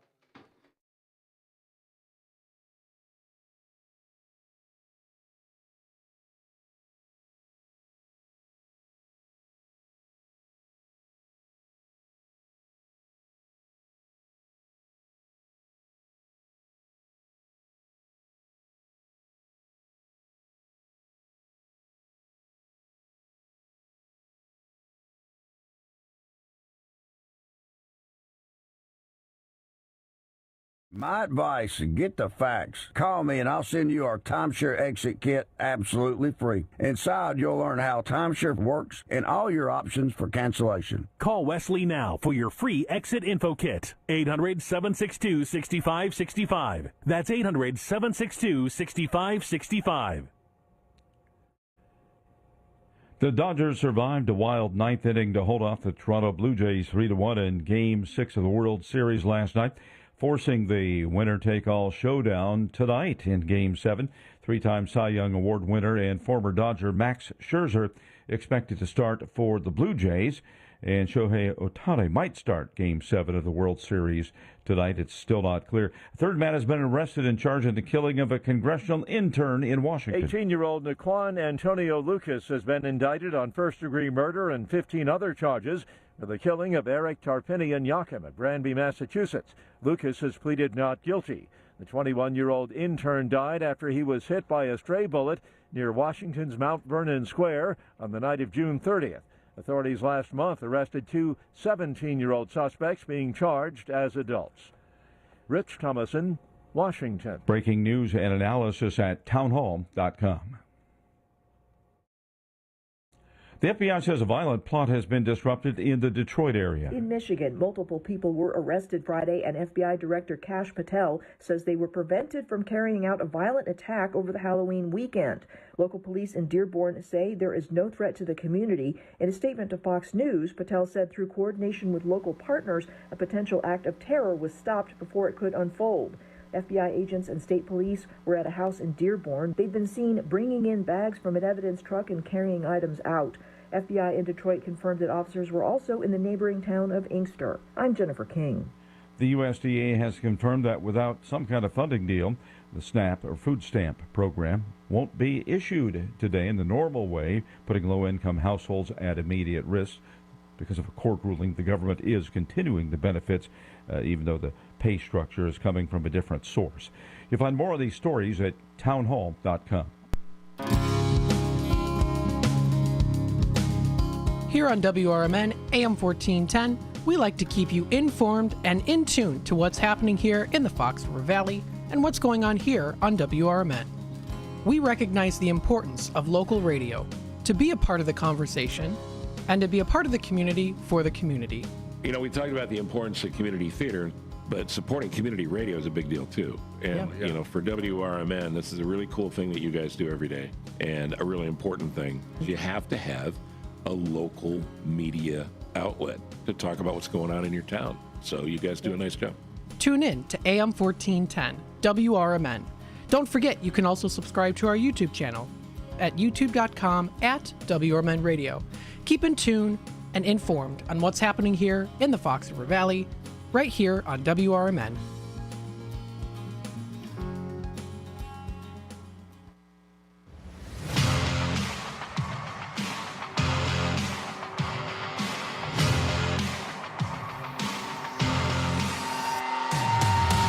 Hey, welcome in, everyone. This is On the Rise right here, 10 a.m. sharp now. I love it. Love this time. 10:06, but yeah. It is what it is. Do clocks go forward? Is that this weekend? I feel like that's this weekend, yes, right? Yes. And wait, do they go forward or backward? Fall back, spring forward, so fall back. Okay, right. Yeah, we're going back an hour. Oh, I thought it had it backwards. I thought it was fall forward, spring back. Oh, see. Yeah, that's okay. We're all good. Well, welcome in, everybody. Welcome. Dalton, myself, Nick Johnson, ready to rock and roll. On the Rise, we got Mike on the way. Don't worry. I know those Halloweens. I can get to them. Yeah. How was yours? Did you do anything crazy? Do anything fun? No, just I actually did go to Voodoo on Vassar last night to take pictures for a little bit, and then it was right after the World Series game. So, yes. Baseball was first. So there we go. Okay, fair enough. I had a little fun party to go to. That was kind of cool. But I was a referee. Throwing flags at everybody. I was giving everyone technical fouls. Nice. I also brought like my little championship ring for my fantasy. I was like, boy, I was saying like I'm a corrupt ref. I was gonna say, so you're bought. Yeah, exactly. I'm like I was asking for bribes like the whole time. It was good. It was good. It was a good bit. So hopefully everyone was safe and sound during their Halloween yesterday. Like I said, it was night. It was fun. It was fun. It got a little rainy towards the end of the night, so probably put a damper on some people's. But did it rain? Yeah, right. I left right before, right around 9 for a party, so it was all wet on the ground. Oh, it didn't even rain Maybe around. a little drizzle, maybe around me, but that's okay. That's okay. Nice, and hopefully everyone kept nice and safe, nice and dry. Yeah. A nice, fun Halloween. But we had some baseball that we went ahead and got into. Game 6. This series altogether has been unbelievable, honestly, from top to bottom. I mean, this is everything everyone's been asking for. If this was, I know it's not, but the writers put a great job into this one, if there ever was one. But this has been fantastic from start to finish. I mean, from a Game 3, 18 innings, the Game 4 following where the Blue Jays could have just curled up and died, and this could be the end of the series there. But no, it's a tied 3-3 going into game. Tied. Yeah, it's tied, baby. Tied. Yeah. High tide. I love that one too. Yeah. It is tied 3-3 going into Game 7 tonight. Oh yeah. What's been your takeaways, maybe from just Game 6 last night, or just the overall series? However you want to attack this right now. Honestly, my first thought. I honestly just thought about this. This is gonna be like the first World Series that features 8 games, if you think about it. Because they played 18 innings. You know, they played a whole extra game if you think about it. Yeah. So that was kind of fascinating to me. But no, to your point, I mean, I was in the camp that the Dodgers were probably going to win this in 5, and that everything was going to be basically. I mean, we wouldn't be talking about this because the series would have been over by now. But no, I mean the offense of the Blue Jays has been incredible. It's amazing what Bo Bichette. I wish we had Bo Bichette healthy. That's because you could definitely tell he's bothered with a knee. Obviously, I think that's what it is, but I don't know exactly. Him and just George Springer. Every time he takes a swing, he's grimacing. He's holding something. Yeah, and apparently there's multiple injuries that he's dealing with. They just haven't said what they are yet. But yeah, it's interesting to see. Also, what I took away last night was how they used Tyler Glasnow to close the game instead of saving him for Game 7, quote unquote saving him. Obviously, if you don't win, you don't get there. But yeah, I just think that's gonna be fascinating because you're probably gonna get Shohei Ohtani tonight against Max Scherzer to start, which is, I mean, just the storylines between that. I mean, who else would you want in a Game 7 if you're the Blue Jays? Max Scherzer, who's just gonna come in. Yeah. He's just been absolutely nails. You know, he's gonna be the guy that just wants the ball all the way to the 7th, no matter what. It's going to be very interesting to see there. And for Ohtani, obviously just the strategy there is you need to start him because he can't come in relief. That's when you end up losing your DH. So even if he just goes 2 innings tonight, maybe even 3. I mean, if they get through 3, that's going to be humongous for them considering where they are. And then, of course, they'll still have a whole slew of arms to get to as well. But if you're on the Blue Jays side of thing, again, you're dealing with recovering Bo Bichette. You're dealing with a grimacing George Springer, like we may mention too. But Vladdy Guerrero Jr. is having a career, an insane postseason. I believe he's 1 hit away from tying Randy Arozarena for the most postseason base hits, considering that Randy had a whole extra series beforehand because I believe he was in the wild card in that 2021-2022 year that he broke all these records. That was the COVID year, yeah. I think he's like 4 bases away or something like that too, or 6 bases. Very close on total bases because, again, Randy has like 2 more home runs than him. So it's been an absolutely just a juggernaut postseason for Vladimir Guerrero Jr. Again, it's one of those things where, I mean, you're kind of rooting for him for that sense, but it hasn't really been that evil empire feeling on the other side. These are 2 likable teams. It's kind of is it? I mean, Trey Yosevich took over everybody's That's hearts. true. I mean, he literally made what was a fun stat that I saw is like he'd made at least 3 starts at every level of baseball this year, all the way from single A all the way up to the majors, which is fascinating. Yeah, that's pretty. Just the that's journey, pretty crazy. The journey that he's been on. First, first World Series rookie, or I guess he broke the record. He had 12 strikeouts. That was the highest by a World Series rookie. Yes. So he's one strikeout away from just breaking the postseason record for strikeouts in a start. So absolutely crazy. I mean, just the storylines. I feel like of this Blue Jays. I feel like a lot of the storylines for the Dodgers are either pressured or they're guys talking about it being in slumps because like Mookie Betts. Outside of that hit last night, he's been kind of invisible. Will Smith, outside of the home run he hit in game. Was it 2, I believe? Yeah, it's probably. Or no, maybe it was game 3. One or the other. But he was pretty quiet. And just I feel like the only positive storyline going for the Dodgers is the fact that they have Shohei Ohtani, but just that whole back-to-back thing because they're looking to become the first NL team to go back-to-back in the World Series since the Big Red Machine. Wow! So we're talking like the 70s there. So the Yankees did it back in like the late 90s, early 2000s. That's the last time it's been done. So that's just an interesting storyline to look into, but. It's great that it all comes down to one game. It's great for baseball. I know the ratings have been up. It's going to be interesting what happens moving forward with the CBA and everything in like a year and a half or 2 years. But I mean, as of right now, I mean, baseball is killing it. Oh yeah. If anyone's telling you that baseball is dead or just no one's watching, they're just absolutely wrong because I believe the ratings were like 10+ million across the entire United States. Canada's reaching like 7+ million people. Yeah, which is even Japan. I was gonna say Japan is outdoing Canada. Yeah. That's why that was gonna be one of my Mamma Mia's. By the way, if we ever got to that, I was gonna be like, Mamma Mia, Canada, you have a team in the finals because you can't get the Leafs there, so you might as well get behind the Blue Jays. So like.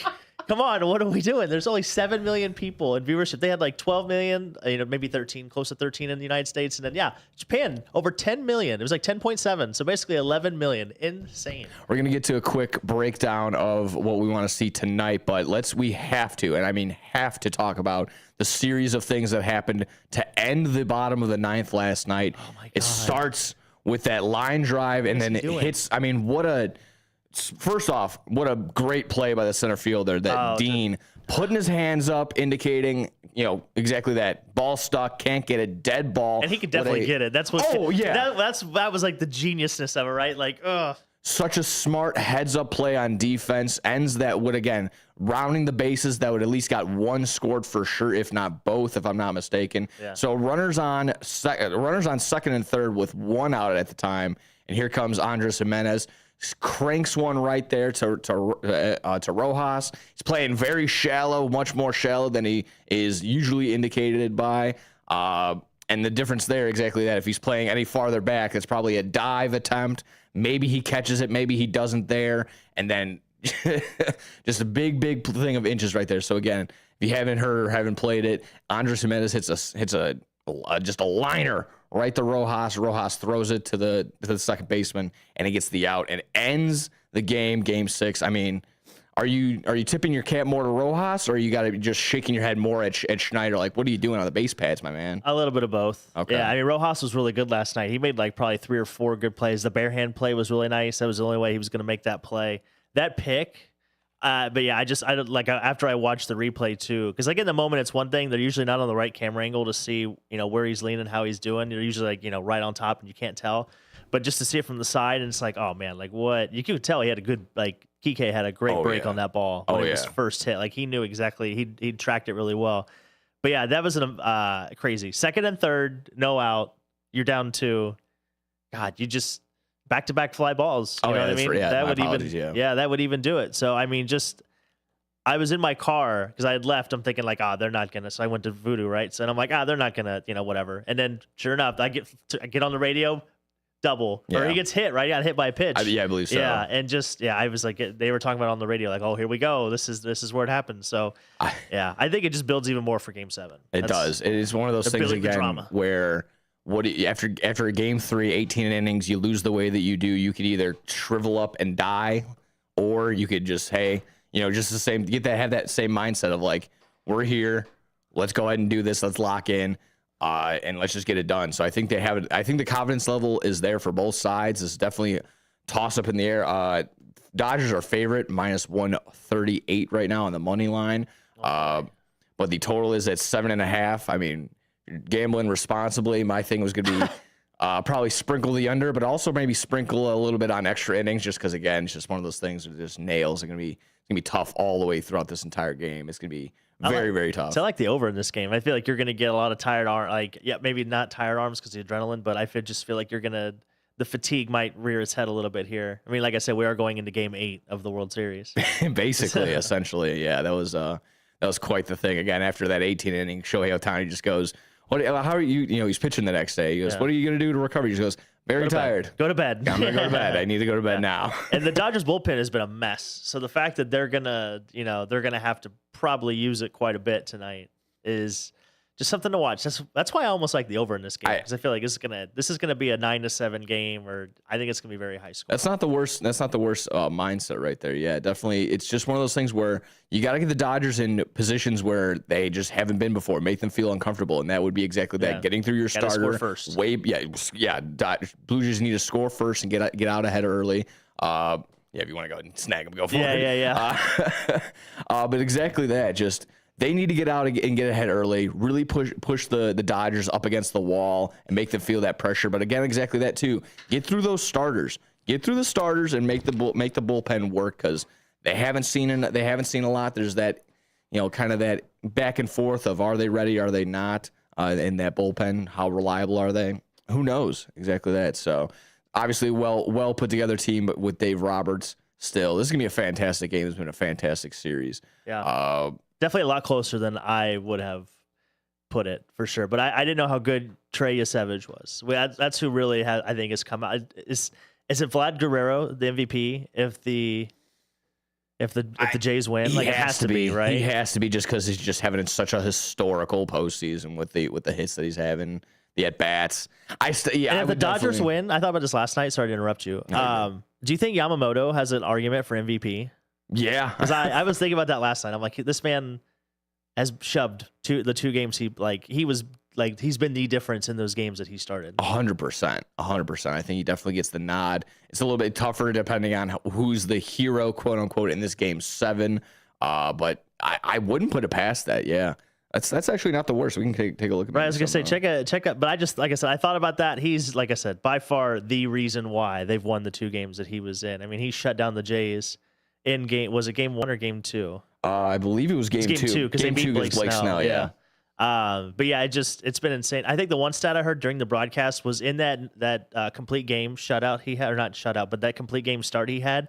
He threw a different first pitch to every batter in the lineup that night for the Blue Jays. That's pretty crazy. That's how many pitches he can throw. I think, it's like 6. Last night, again, the broadcasters made a point where Yamamoto, essentially pitching backwards, where he's throwing the fastball to kind of strike him out towards the end, where you, for most part, you're kind of start with that fastball. So right now I'm looking at World Series MVP odds. Ohtani, obviously the favorite at -110. Vladimir Guerrero Jr. second at +135. And Yamamoto is third at +600. That's not bad at all.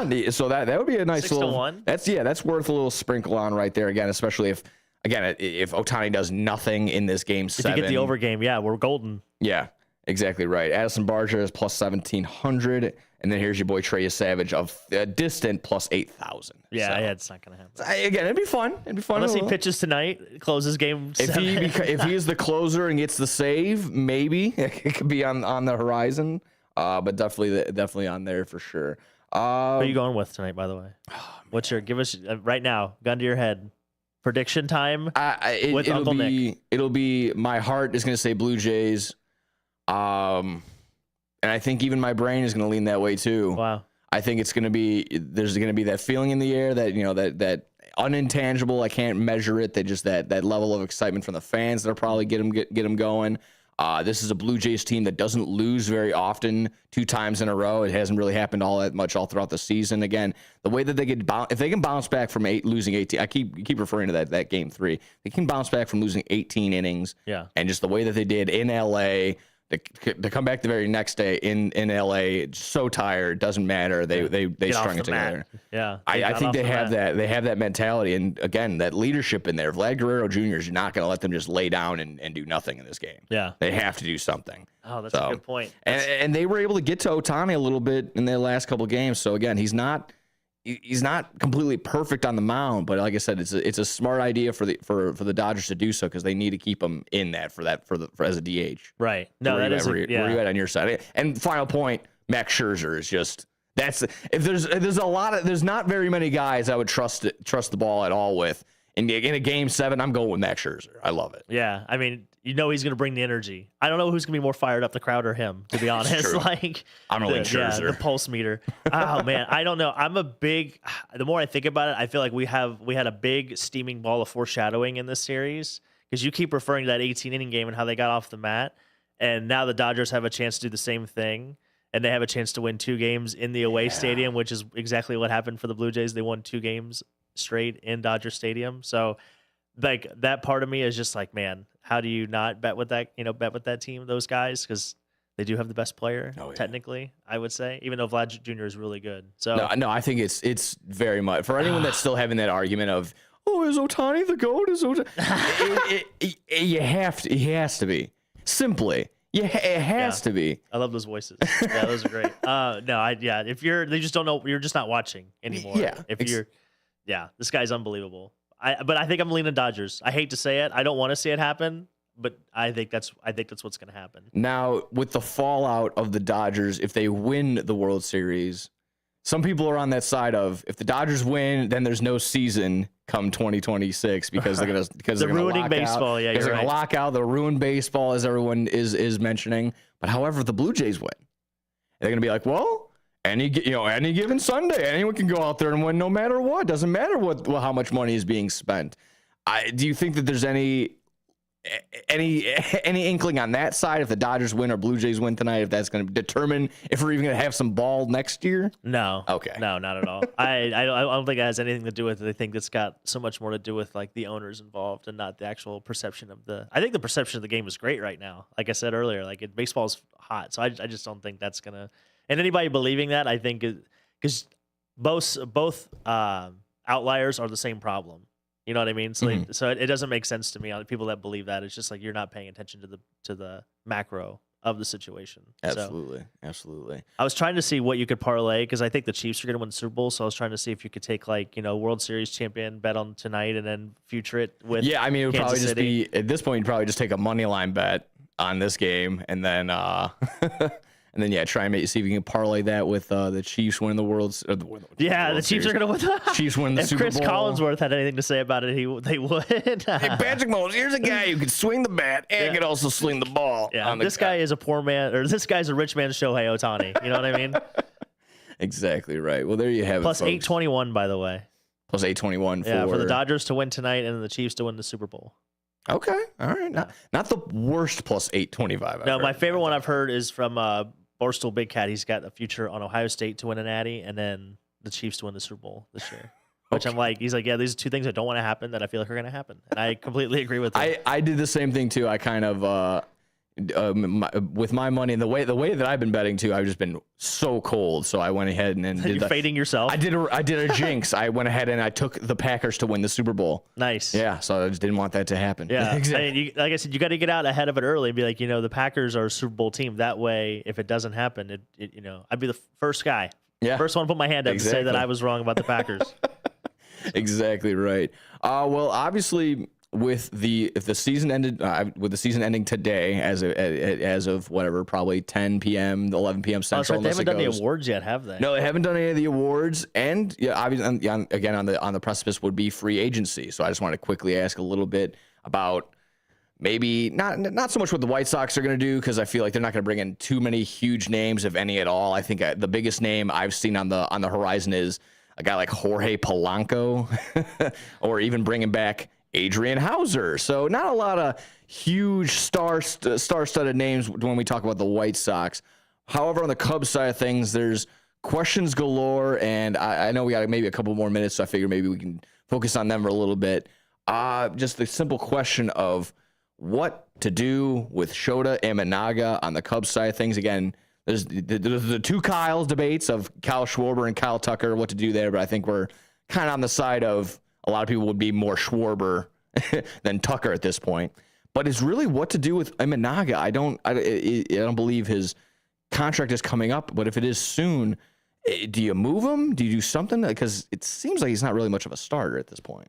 No, I mean, I just feel like I feel like he was just the workhorse last year, just due to all the injuries they had. So I wouldn't take what happened into account this year for as much weight as what it would be as if you can maybe, in a perfect world, which doesn't happen very often, but kind of divvy out everybody's starts like accordingly, like how you want them to be. Because I think in a perfect world, he should be the number 2 starter in a perfect world. Yeah. Right.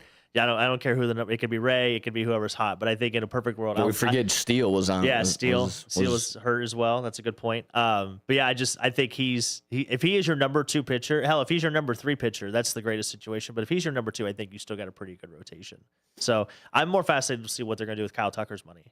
Yeah, that's what's going to matter. That's what matters more to me, because that money you can basically sign just about whoever they want, really, at that point. So.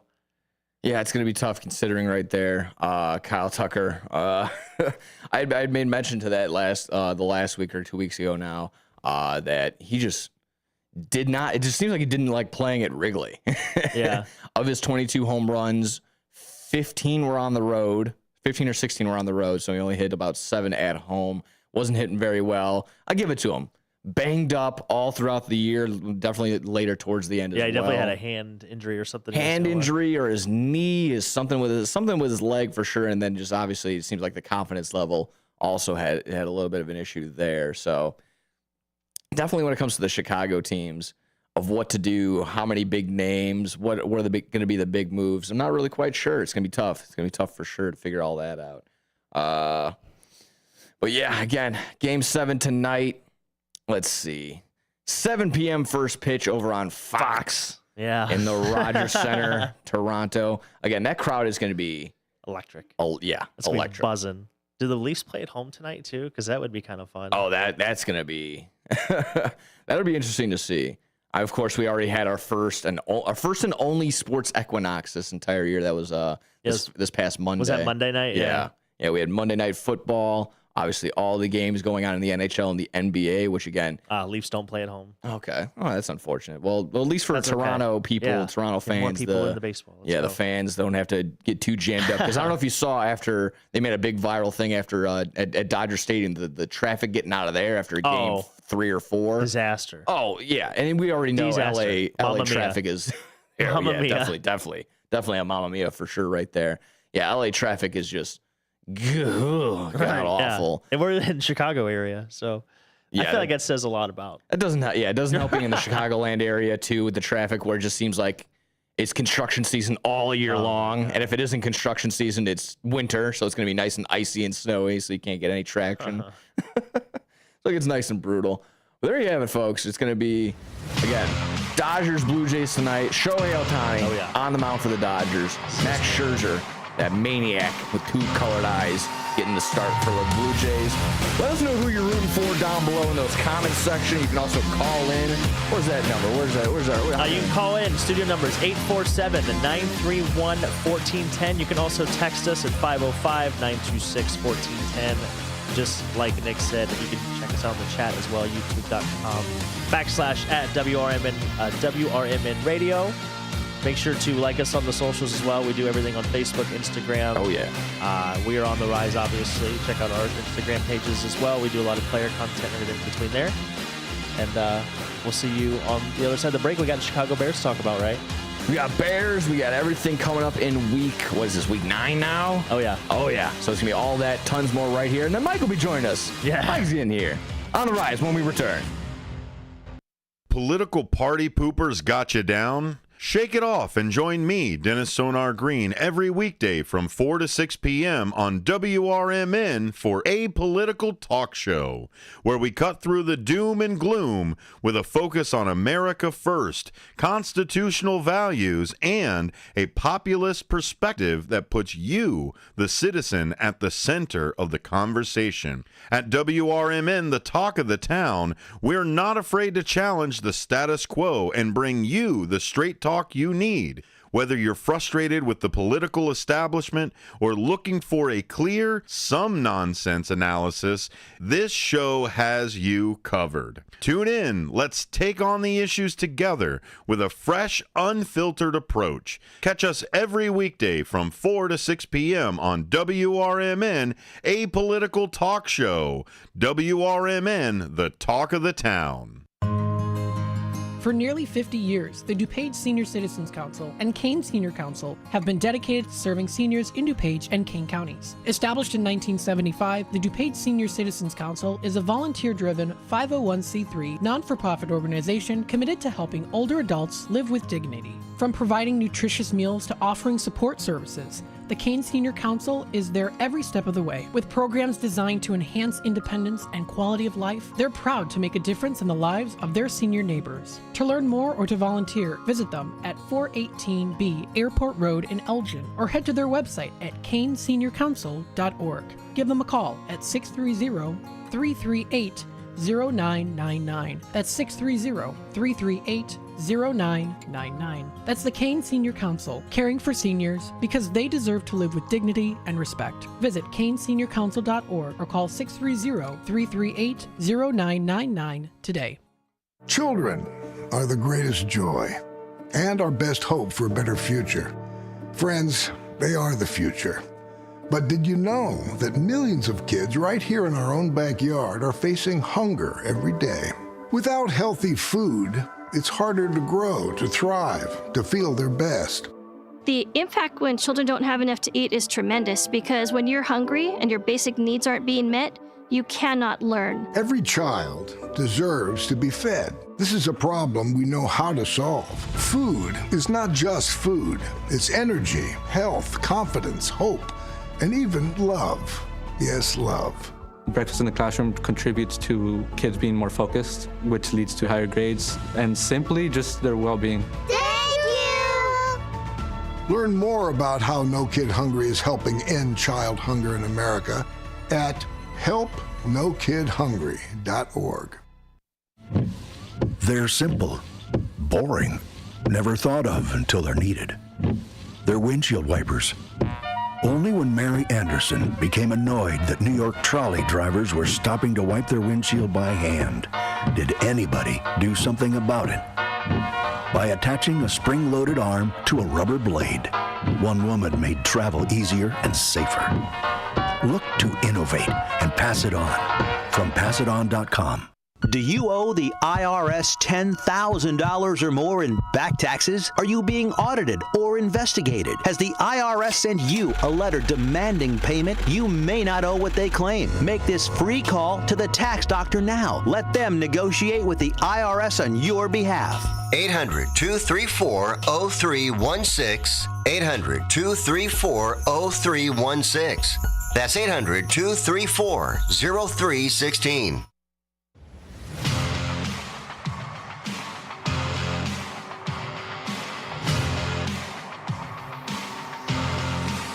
And welcome in. Welcome back, everybody. On the rise right here. WRMN 1410. Again, switching up from 10 to 12 now. No longer those early morning days. We got the sleepies out of our eyes. We're ready to roll. We got Mike in the building now, too. What is up, gentlemen? How are we doing? Had a late Halloween, I see. No, you we went did. ahead and tell us. We did, but yeah, I'm still beyond sore and in pain, just sliding around on the concrete. And, yeah. I gotta ask exactly that. How was yesterday? How's just been the whole voodoo on Vassar, just the entire week? It's yesterday was good. The whole week has been good, and we had great weather for it and stuff like that. And it wasn't, problems are still going to arise anytime you do something like that, but we powered through it. I think we put on a great show. So proud to say that was our last year, despite any hiccups, and I'm kind of ready to be done. I'm ready to just go around and guest act again next year. Like I was about to say, so you're not going to do that next year? No. No. This year was our last year doing the walkthrough. We'll probably bring voodoo back in some form way down the line. Any particular reason why? Because they own the copyright. Wait, no. I mean, it takes a lot to convert the garage and the house and all that kind of stuff. So it takes a lot for the team and for us living there to take it, put it up, set it down, all that kind of. I mean, I'm tired just thinking about it, but we haven't even torn anything down yet. We have one more night tonight. It's going to be our Christmas event. It's going to be our naughty or nice event. Okay. And then cancel the season. It's over. It's done. No playoffs. No, I'm just kidding. So yeah, I respect anybody who has to run their own show, and I think we've done a great job of running our own show. But man, would I like to just kind of take a breather and just go and hang out at other people's shows, basically. Yeah. So speaking of not doing anything, how's Brian Kelly feeling about that? Right? Yeah. Wouldn't we all love that? Exactly. I mean, we can talk a little bit of college and maybe in the middle of this as well. But maybe us as fans maybe want to take a break, but we can't because we got Bears. We got Bears week 9 right here. Sports. I think they took a break last week too. Because if you can't beat a Lamar Jackson-less Ravens team. Well, hold on a second. We're talking about a Pro Bowl 2023 Tyler Huntley right now. That is true. Let's not slander too But that hard. Ravens defense has been shaky all year. Going into that game, of course, we were looking at that Ravens team that was 1-5. I know we had talked about it, Dalton, and that was you brought it up. Nick, I got to pose this question to you. Sure. Is there a difference between and okay, I get in football that you could tie, so there's a little bit of a gray area here. But when you hear the terms must win and can't lose, is that the same thing to you? It is the same. Yeah, come on now. What are we talking about? It's fun to do that, though. I like doing that. I feel like last week was a must win for the Bears. Yeah. But it wasn't a can't lose because obviously it's not like the season was over if they were 4-3. So this is where this whole thing stems from. It also, by definition, a must win. In the minds of most Bears fans, hopefully some that aren't too meatballish, the goal should always just be, as of right now, because I don't see this Bears team as a Super Bowl contending team. It's a playoff contending team, not a Super Bowl contending team. You're thinking soupy. You need to relax. Yeah, exactly. My point would be exactly just if the goal should be to see Caleb progress every single week, and that's been a little bit here, not so much there. Yeah. A little bit here, not so much there. So it's kind of been tough there. So in the terms of can't lose or must win, can't lose, it's the same thing. However, it's an ugly loss nevertheless, losing to like you just mentioned, a Lamar Jackson-less Ravens. However, the Ravens, even at that 1-5 record, now they're 3-5 after getting that win over the Dolphins, which that was just a horrible Thursday night.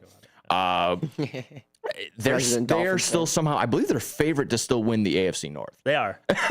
They were before they even won the Dolphins game, the game against the Dolphins. Yeah, which is insane. 1-5 and still a favorite. And here's I think the reason why is because not only is Lamar Jackson back, that defense is getting healthier. Yeah, the defense is getting healthier, and they're they still have all their division games on the way out as well. So Kyle that's Hamilton huge. is insane. Like Kyle for him to Hamilton be is 6'6", insane. as big as he is and play safety, that's like basically Victor Hedman back there playing safety. I It's mean, insane. Nate Wiggins gets the interception against the Bears, and he's been playing very well all season long, too. So, yeah, a really young core on top of Roquan Smith. We've seen him in Chicago. We know his mentality. He just goes out there. He's going to try and tackle everybody no matter what. Yeah. So it's again, if we're talking about on the rise, it's the Ravens right there, which it's tough losing to them the way that they were on paper, having Tyler Huntley lead the way, but he was just about short of perfect. I think it was 14 for 15 in the first half. Yeah. Well, the Bears killed themselves again. They whole also situation. Didn't have anyone on defense. They couldn't score touchdowns. This has been a recurring problem in the last That's a perfect transition since into the Raiders game. This has been an issue. They were just not like.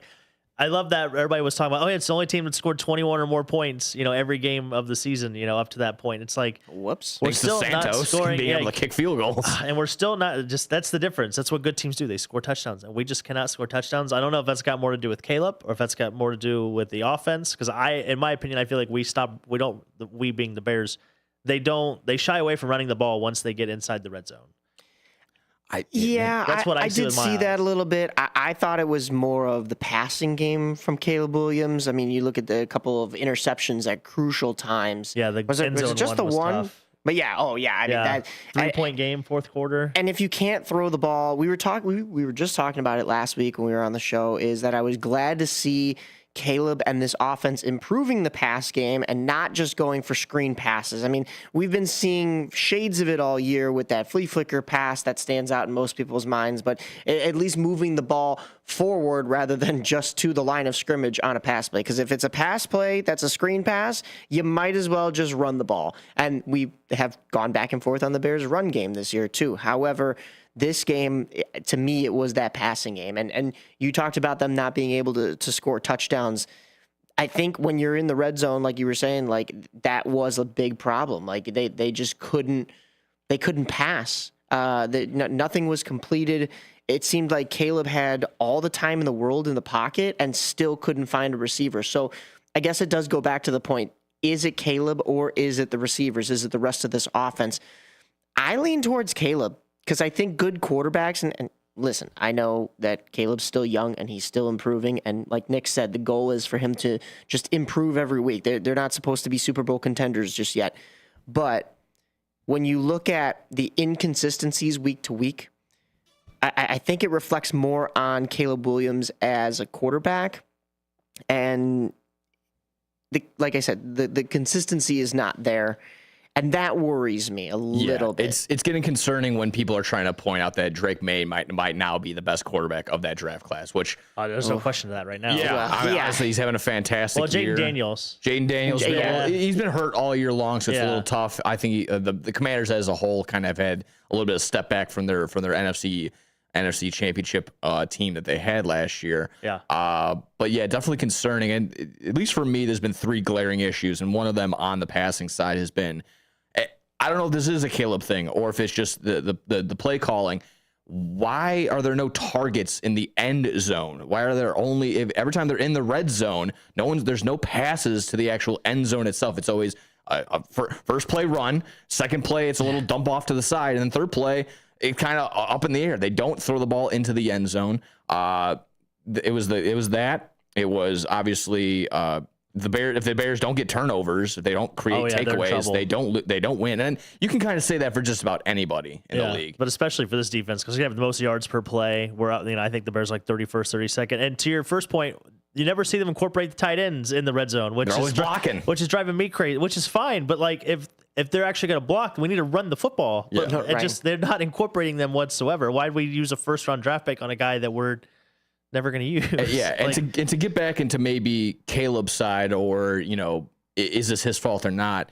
I can kind of see those first 15, 20 plays looks phenomenal. They look great. They look like a different team. Yeah. After those first, after that, and now here comes the unscripted plays when we're trying to, making calls and decisions in game.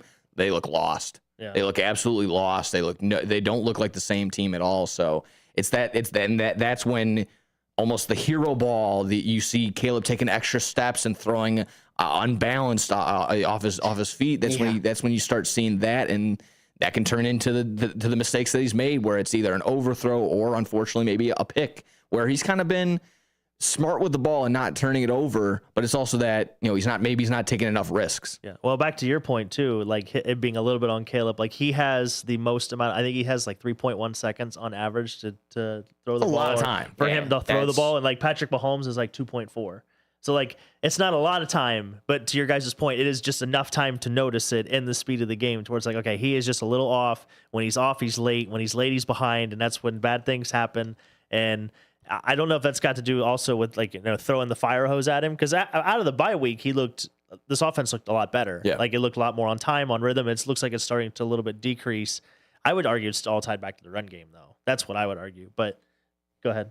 No, I agree with everything you're saying, and I like Nick's point about how there's nobody in the end zone, because if you're the Ravens defense, or frankly any team that the Bears are playing, you're confused, but you're confused in it's not like a Ben Johnson haha gotcha type of confused. If you're the Ravens, you're like, okay, well, they're in the red zone. We anticipated they were going to send at least one receiver deep, and they didn't. So like now our coverage just gets that much easier. But like, are we being duped here? Like, so you're making it easy on a lot of teams. You're making it harder on yourself. And I think, to go back to your point about Caleb having too much or that much time in the pocket, I think Caleb is making it harder on himself. And that's going to be youth and inexperience here. But Ben Johnson, I mean, what did you say? We're week 9? Yeah. That's got to get worked out by now. I mean, I understand last year was a whole coaching debacle throughout the entire season, and it's a completely different playbook here. And it's we keep being, we're told every 5 minutes by this Bears organization that it's a new regime and it's a new this and a new that, because it's a revolving door year in and year out. And I think we're finally at the point where things are here to stay. But if they are here to stay, the results have to come with them. And this was one where the Bears started the game on time. Like you said, those first 15 to 20 plays were great. And then as the game goes on, it felt like they got complacent. They lacked, like you said, the drive and the hunger to get into the end zone and score those plays at crucial times in order to open this game up. You lose the lead, and all of a sudden it's like the wind gets taken out of your sails. And next thing you know, it was the Bears we saw of last year, where they're scrambling in the fourth quarter to try to make some semblance of this game. And then you look at an interception that goes the other way. Yeah.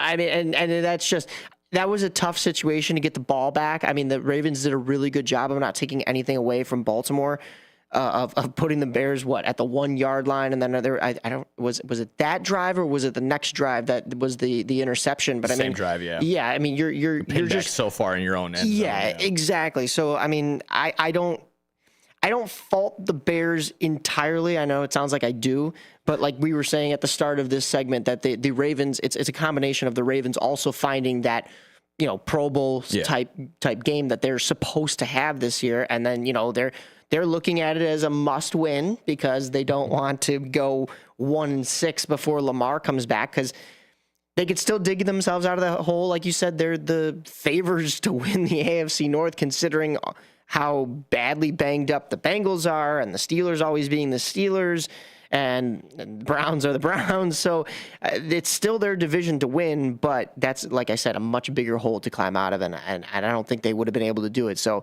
getting to 3-5 now for this Ravens team, I think we were talking a little bit about it last week, Dalton. That's where they needed to be. But for this Bears team to get back on track and not get back to that 500 mark, they got just what the doctor ordered this week. You're going to stay in that AFC North, and you've got the Bengals, and that should be, and we said the same thing this past week, because Lamar Jackson, star quarterback, was out.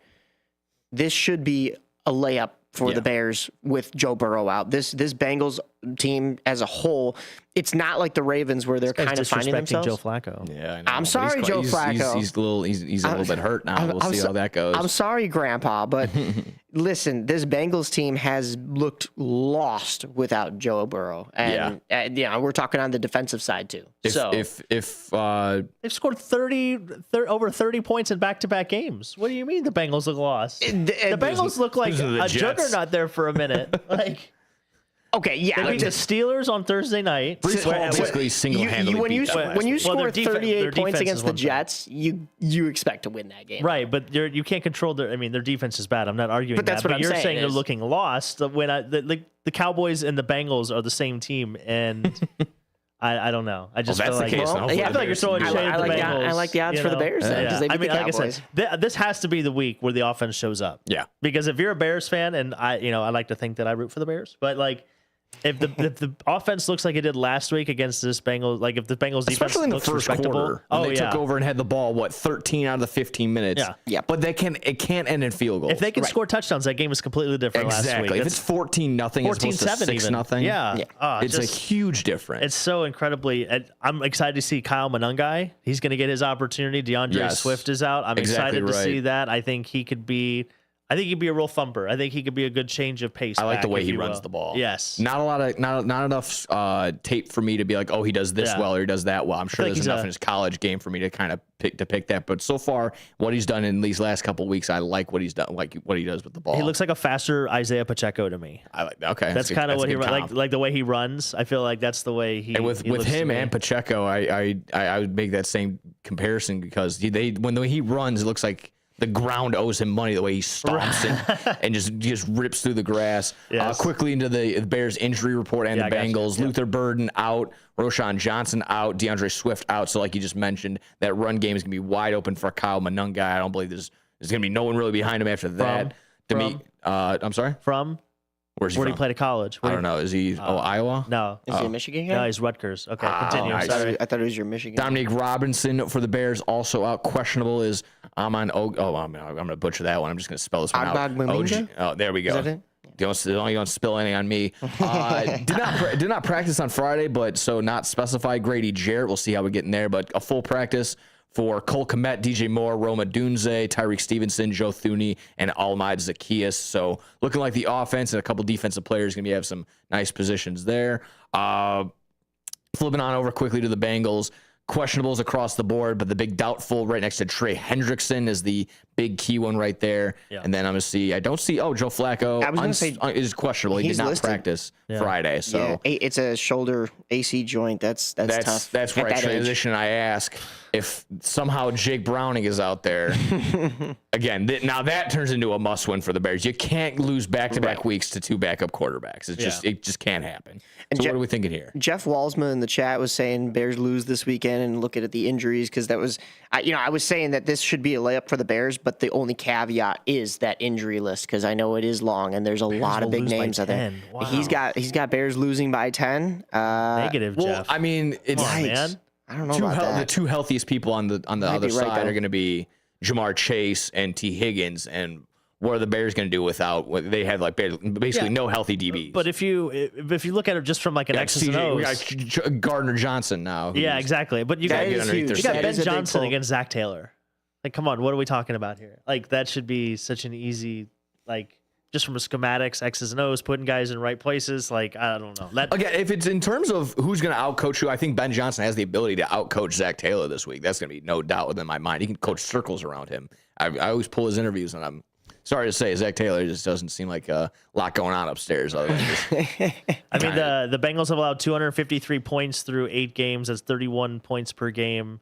That's the worst in the league. They have literally no defensive run stopping. They're the worst rush defense in the league too. So loving Kyle Monangai's numbers this week. And they've been interesting at home this year. Okay. I think so. I don't know.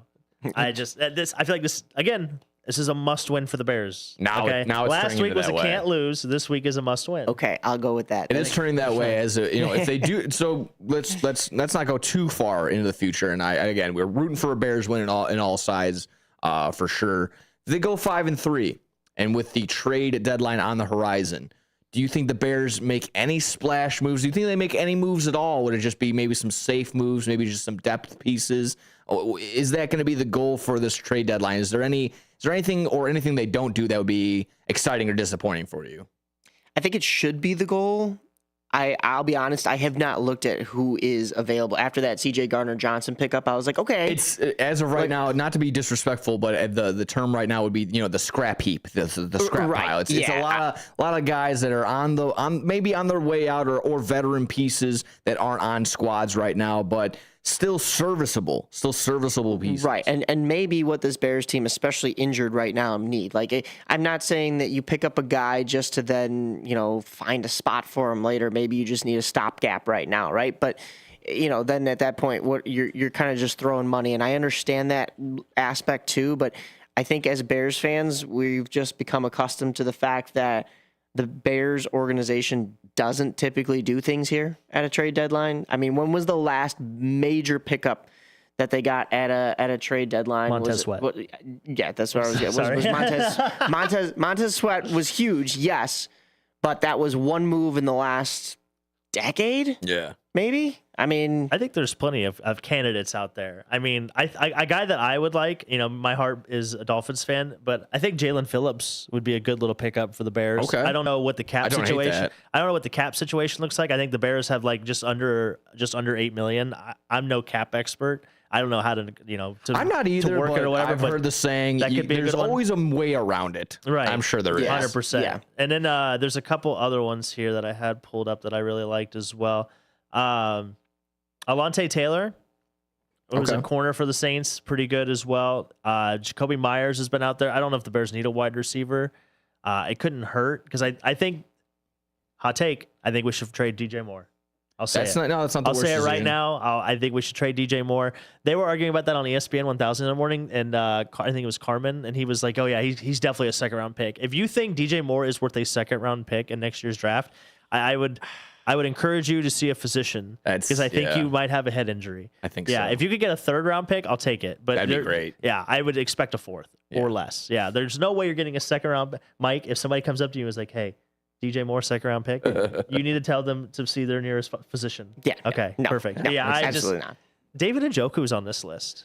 Okay. That, I mean, not the worst, but it's too bad. We have a lot of tight ends already. It just makes me so mad. We could have gone back to Tyler Warren. Like the Bears could have Tyler Warren right now. I think we're going to be talking about that all year long and probably into next year. Yeah. Side note too, the Dolphins fired Chris Greer, right? Yes. Keeps their head coach for the rest of the year. Do the Bears do that at any point in time? Do you think fire their head coach? No, they fire Ryan Poles. But obviously, you're married to Ben Johnson. I'm not. No, I love Ben Johnson. I think Ben Johnson is a good answer. Extended Poles. Am I wrong? Right. Yes, they did. At the same point in time, I don't know. I just feel like they're drafting these guys, Nick, and they never make a difference on the field. Ever. They never are out there. They're not even out there. Like that's like hiring again. That's like hiring somebody at McDonald's and the guy just never shows up for his shift. Like you know what I mean? But you're still paying him. That's like having a mascot and naming it what it is. All right. I know where he's going with that. Let me cut you off before you go down that rabbit hole. But listen, with the Poles extension, I doubt that happens anytime soon. And my issue is whether you like Poles or not. My issue is once Poles is out the door, the next guy in may want a different head coach. Yeah. And then this cycle repeats itself. That's why you let Ben Johnson pick the GM. There you go. Yeah, that's like what the Chargers did with Harbaugh. They hired Harbaugh and they let Harbaugh pick the GM. The Dolphins are really going to pick their next head coach, and they're going to let that coach pick the GM. You could go that way, and I think that would be the way. Although, do we trust the Bears organization? Once again, I go back to that to make that decision. They did, and hey, that was partly Ryan Poles, was it not? So, I mean, you give him credit there.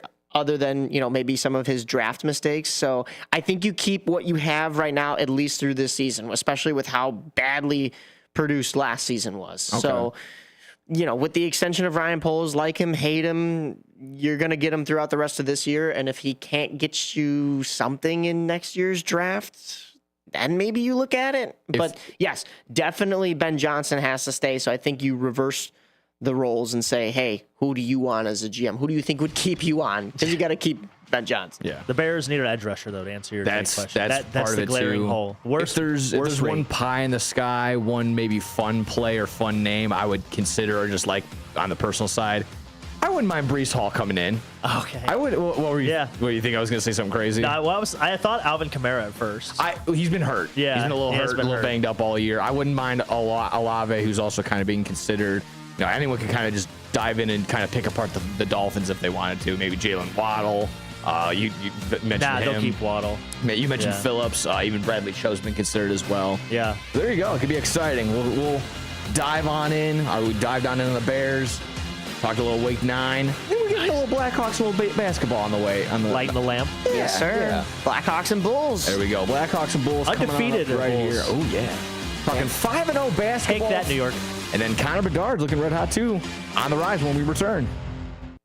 When disaster strikes, flood or fire, every second counts. At Emergency Construction Group, they specialize in immediate response and same-day service for any residential, commercial, or industrial emergency across the Chicagoland area. With over 30 years of experience, they've got the expertise, manpower, and equipment to handle any size loss fast. They follow strict IICRC guidelines to restore your property the right way, the first time. Their team values transparency, constant communication, and strong ethical standards because your peace of mind matters. Licensed, bonded, and insured, they're here for you 24/7, 365 days a year. Call 855-4ECG now. That's 855-432-4669. Or visit their website at emergencyconstructiongroup.com and let Emergency Construction Group put your life back together one step at a time. That's Emergency Construction Group. Your satisfaction is their passion. Your hometown radio station since 1949. We are WRMN AM 1410. Elgin time, 11 o'clock. Breaking news at Town Hall. I'm Bob Agnew in Washington. Congress this week took a closer look at Arctic frost. That was a widespread Biden DOJ spy operation aimed at surveilling the activities of hundreds of Republicans and conservative organizations.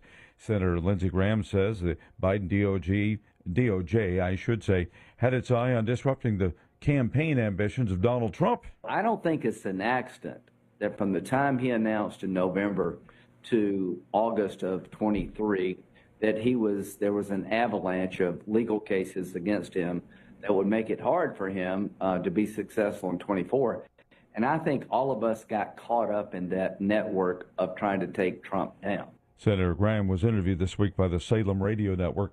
The latest Pentagon policy that will affect a transgender troop's ability to stay in the military. A memo to all services says that if military separation boards decide to allow transgender service members to remain in uniform, commanders can override that decision. That breaks with longstanding policy that boards act independently. It's the Pentagon's latest step to drive transgender troops out of the armed forces following an executive order from President Donald Trump. I'm Lisa Dwyer. The Trump administration has announced more restrictions on members of the news media. Here's White House correspondent Greg Clugston. Reporters with White House press credentials will no longer be able to access an area of the West Wing known as Upper Press without an appointment. It's long been an area where reporters would gather to talk with the press secretary and communications staff. A White House memo cited concerns about protecting sensitive material. Earlier this month, dozens of reporters turned in access badges and left the Pentagon rather than agree to restrictions on their work there imposed by the Trump administration. Greg Clugston, Washington. You'll find more on these stories at townhall.com. Wesley Financial Group is not a law firm, and Chuck McDowell definitely not an attorney. This is Chuck. If someone talked you into buying something really silly and you want to get out of that silly little thing, my advice, get the facts. Call me and I'll send you our timeshare exit kit absolutely free. Inside, you'll learn how timeshare works and all your options for cancellation. Call Wesley now for your free exit info kit. 800-762-6565. That's 800-762-6565. Hey, I'm Mike Slater. My dad passed away at the age of 63. It's out of nowhere. Had a stroke. Super hard, obviously, for the whole family, but my dad had life insurance. This is why I have life insurance for my family, for my wife and 4 kids. And the best place to get life insurance is ethos.com because you can do it in 10 minutes. And there's no medical exam and no blood test, just a few health questions. Get life insurance in 10 minutes so your family is protected. Ethos, E-T-H-O-S, ethos.com/Mike. A setback for pro-life activist Keith Peters has the details. A New York judge has dismissed a legal challenge from Texas seeking to enforce a civil judgment against a doctor accused of prescribing abortion pills to a Dallas area woman. The case tested New York's SHIELD law, which protects abortion pill providers. Texas Attorney General Ken Paxton wanted a New York court to enforce the decision against Dr. Margaret Carpenter. Acting Ulster County Clerk Taylor Bruck refused, citing the SHIELD law. Justice David Gandon ruled that Bruck followed the law, stating Carpenter's actions were legal in New York. Keith Peters, Washington. U.S. equities surged as the Dow Jones Industrial Average, S&P 500, and NASDAQ all climbed on Friday. The S&P 500 approaching a record high above 6,800, driven overall by optimism about renewed U.S.-China trade talks. You'll find breaking news and analysis at townhall.com. EPA Administrator Lee Zeldin says the administration's deregulation efforts will be beneficial to the country in several ways. By us tapping into our own resources, it's better not just for our national security, that's obvious. It's not just better for our economy, that's obvious too. It is also better for our environment because we tap into our own energy supplies so much better than so many other countries elsewhere around the world.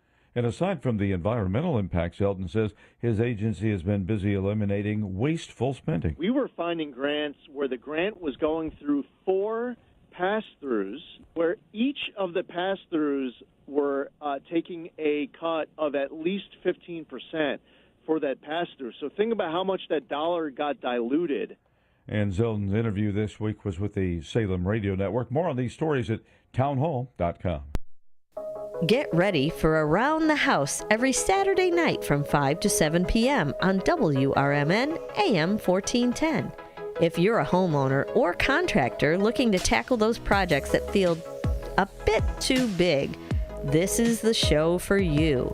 Join Eric along with his knowledgeable guests as they dive deep into everything from DIY renovations to creating a healthy home environment. We'll provide you with the tools and tips you need to complete your projects with confidence and ease. But it's not all work and no play. We believe in having fun. Our passion for home improvement shines through as we help you save time, money, and reduce the stress of DIY. So whether you're a seasoned pro or just starting out, don't miss Around the House. Tune in every Saturday night and let's tackle those home projects together.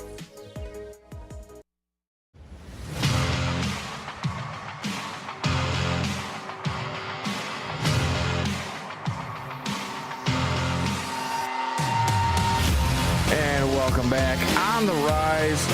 Oh, we're all back in the building. Yeah. Feels good. That's a good stretch. That was good. No, stretch is like the voice inflection. When he hit the spot, I've been there. Yeah. Feels good. It's a good spot. Feels good. Feels good to be. It's a nice spot right here for the Bulls. As we're talking Chicago Bulls basketball here, folks. That's what we call it, transition here. I was going to say that broadcasting school's really paying off, Monty. Exactly right. Yeah. 5-0 are those Chicago Bulls on some pretty good teams too. And those Pistons will probably be a playoff team. The Magic will probably be a playoff team. And the Knicks last night, 135, 125 overall. And again, like I said, even saw Zach LaVine on the way. Yeah. That's true. That dunk was sick. Yeah. Got to play the Hawks before Trae Young went down. So again, 5 very solid wins right here to start off this Bulls season. What were your takeaways from just overall the 5 games or just last night there, Dalton? Well, they're first in the East right now, which is like the first time since Michael Jordan's been on. I think it's the best start for the Bulls since Jordan was here. I think it was 92-93 when they started 5-0. Maybe the start, but obviously when a couple of years ago when Lonzo first joined, they were still number 1 up until he went down. So. Right. That was an extreme drop off, and I know we've kind of covered it a little bit here, and Chicagoans know that by now, but yeah, that was that even feels like forever ago that they were sitting atop the East. But yeah, probably for sure best start since the Jordan era. If you would have told me the Bulls are going to start this year 5-0, I would have told you are delusional. Stacey King even said that. And I will take the opposite end of that bet, and I would have lost all my money. Stacey King even said that last night, where he goes, even the diehards probably didn't even think they were going to be 5-0. Right? Yeah, you probably think DJ Moore's worth a second-round pick. Absolutely not. No. If you think the Bulls will start a 5-0, you probably think DJ Moore is a second. Oh, you're saying if you're the person that thought, right. I mean, but no, the offenses look really good. They're averaging almost 118 a game. They're giving up right around 110 a game, which is, I mean, in today's NBA, that's not terrible. Yeah. It's a lot better than last year. You know, they rebound the ball really well. I like the size of this team, and they share the ball really well. That's what I like. I think the most is that there's no ball dominant force. Yeah. There's not one guy that has to be fed who's going to be upset if he doesn't get fed. I think they like to, the whole Stephon Diggs kind of situation. Interesting. But I just like the way the ball is moving. The Bulls look really smart right now for signing Billy Donovan. Yeah. That's what I took away too, is like, if this actually is working, this might be like, did they just save all their jobs? Like, are they like, that was like my big thing. Is like, we had so much crap on the Bulls, right? And then all of a sudden we have this. It's like, how is this different than what they did in March, though? Because in March they got hot, too. Yeah. Right? So I don't know. It's been there all along underneath the surface that you just needed a different style out on the court to really bring out maybe what Billy Donovan can give you as a head coach. We have a friend, correspondent, Grant Leader, that always talks about Billy Donovan because of his time at OKC, and he said Billy Donovan is a good head coach, and Billy Donovan did well in, was he college? Miami? Was it Miami? It was somewhere in Florida. No, Florida. Yeah, it was Florida. He won back-to-back yeah. championships with Florida. And you know, definitely has his, we were talking about it with Marcus, how, you know, we think Billy Donovan is definitely that guy when it comes to college ball, right? But we haven't seen it fully from him yet in the NBA. But like I said, it could have been here all along. You just needed a different makeup of this team to really bring out what he can bring you as a head coach. And yeah, I think the elephant in the room is that Zach LaVine is gone, and you see Nikola Vukovic moving the ball more, and they're being able to facilitate better. And yeah, 5-0 is just still mind-boggling to me. Balance is the word. Yes. Balance is the word across the board, because any given night, obviously Josh Giddey's going to get in double digits. As of right now, Vooch has been getting double digits in points and rebounds, but you see the help from Ayo off the bench. You see the help from Kevin Huerter off the bench. Even a resurgence a little bit. You're getting basically Patrick Williams starting numbers, but on the bench now, so it's a little bit better now. Yeah. Even though it's still a lot of money, but yeah. Exactly. You know, now he can shoot 3. Now it's justified if he goes like 2 for 4 from the field and only scores like 10 points and gets like 5 rebounds because he's coming off the bench. But it's really exactly that.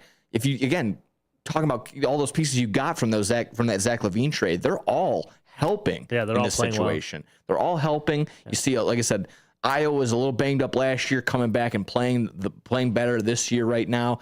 And just looks like Vooch is kind of just a breath of fresh air right now for him, where we were talking about moving him in the offseason, moving him all the way to the beginning of the season. Now he's at 20 points, 10 rebounds every night right now. And Josh Giddey's a walking triple-double. Like, it's just as easy as that. So he's again, been on fire. Yeah, for any of those people that were on that same side of like, don't really want him. I could see where it was in that offseason, because they were kind of they were basically what would be the word, auctioning against themselves on that one. They just kept raising the price on themselves.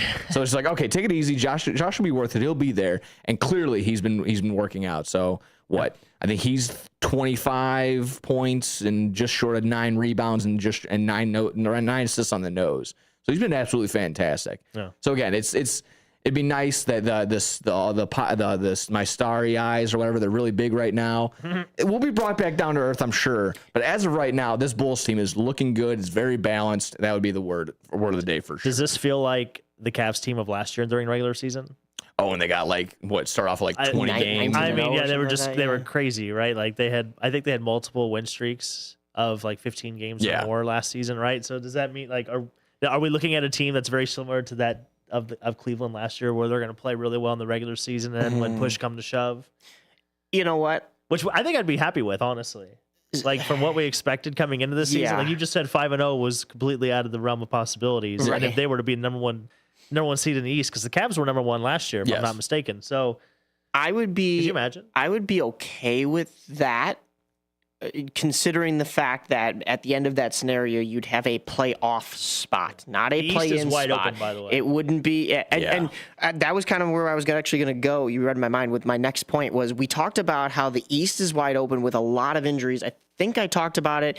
It may have been when you left early last week, but I think I was talking to the viewers about, or the listeners about how there's a lot to look at in the East on who could possibly fit into that spot. I mean, with basically injuries for the Celtics, injuries for the Pacers, it really looks like it's going to go to the Knicks. But then you have this Bulls team that goes 5-0 and beats the Knicks in an NBA. I know it's the NBA Cup group play, it's the in-season tournament. All right, whatever. But still, you're getting a win against a team that is supposed to be better than you, that is better than you. Let's just put it on the table there.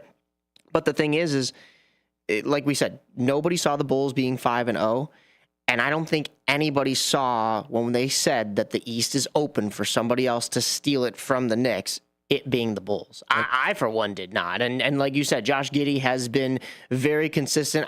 I've been a big advocate of the fact that trade, as much as it hurt to see Alex Caruso go, I think that was a win for both teams. Obviously, the Oklahoma City Thunder got what they needed in Alex Caruso, a veteran player that could do a lot of what Josh Giddey does, but just maybe further along in his career. The defense you mentioned, and he goes and immediately gets a ring, right?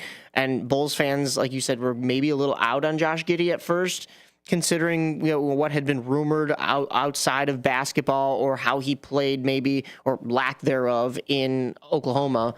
But he comes to Chicago, and we saw shades of this last year. Look at that Lakers game where he hits the buzzer beater, and he's already doing it again this year. I mean, you're talking he hits major threes at the end of the game to not only put him in that walking triple-double category, but also to get the Bulls late wins. That game against the Hawks was kind of what I was referring to. But we talk about it. We're a 115-111 win over the Pistons to open the season. 110-98. They're holding the Magic tonight. Now it's the Magic, but they're holding them to under 100 points in today's NBA. That's big. 110-98.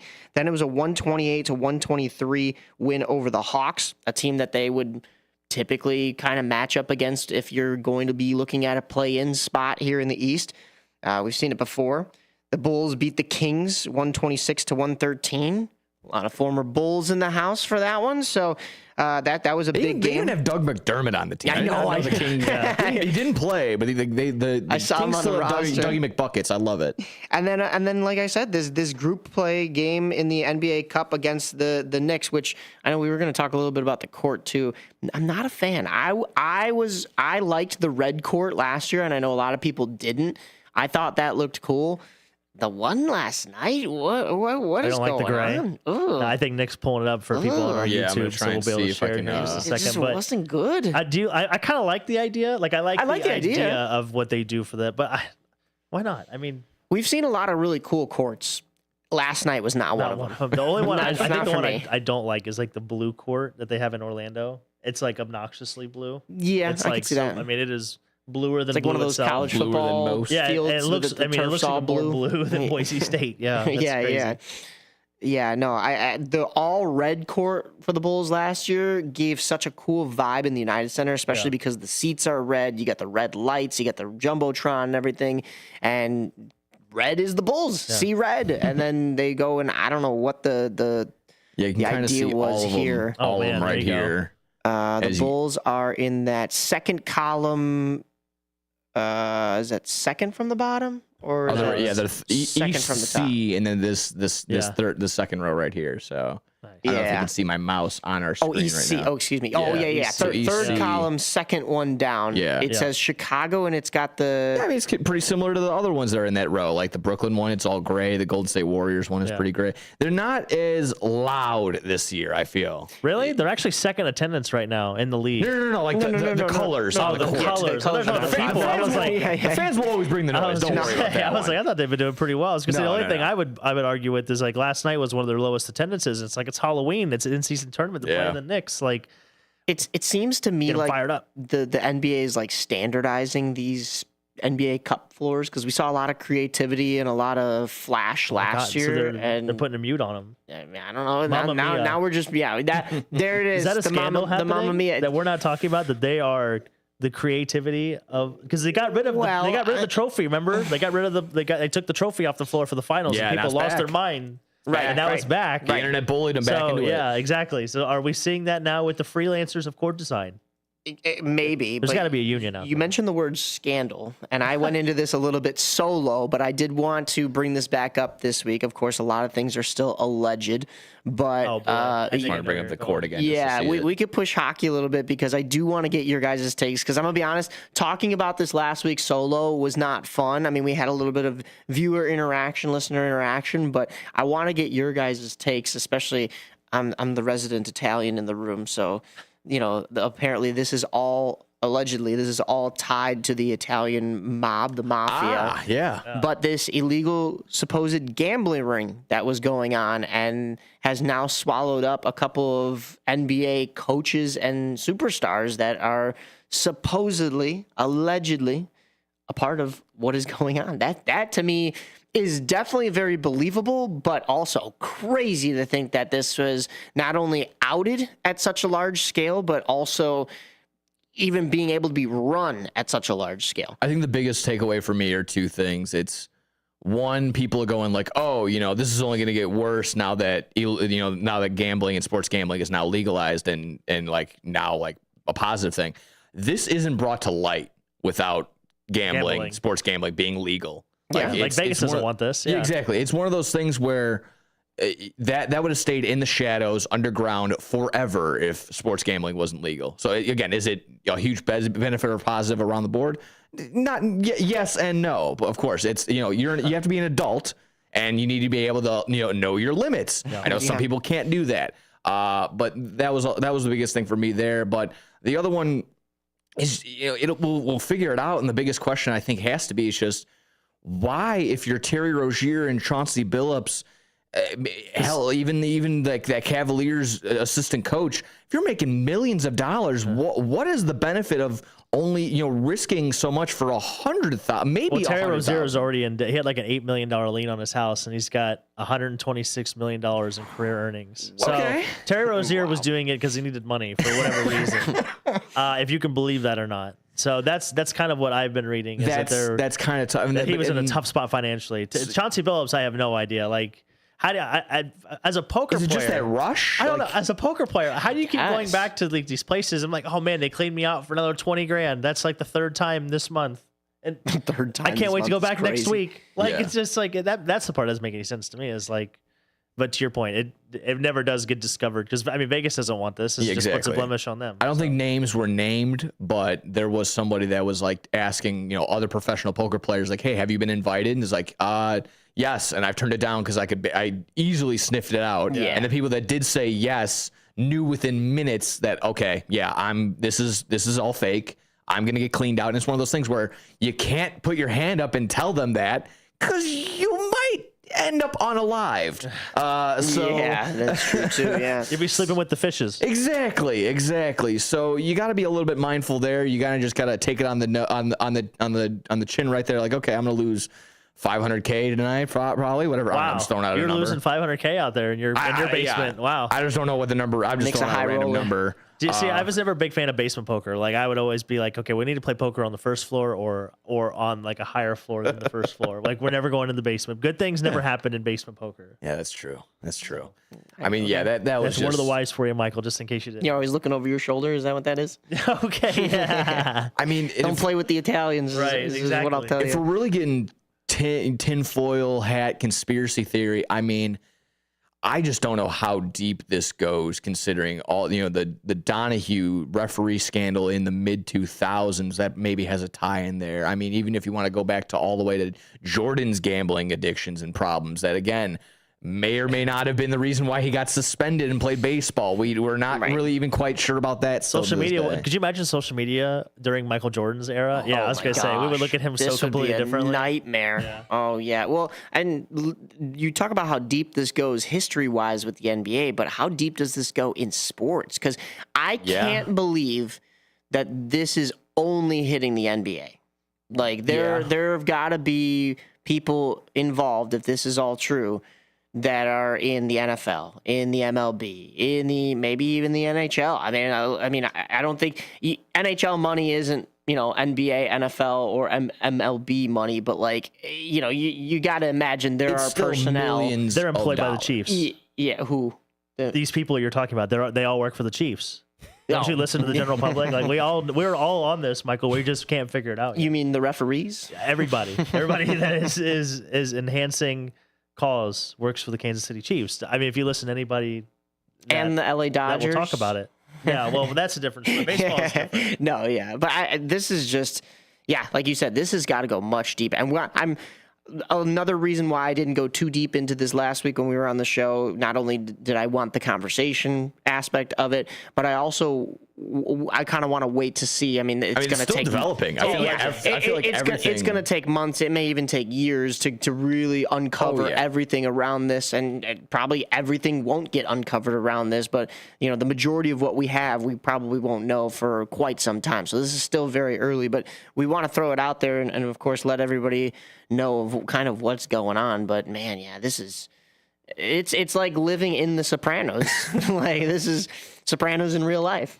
It was definitely, waking up to that, seeing the Chauncey Billups had been arrested, Terry Rozier, and then again, it's skipping me, but that assistant on the Cavaliers. Yeah.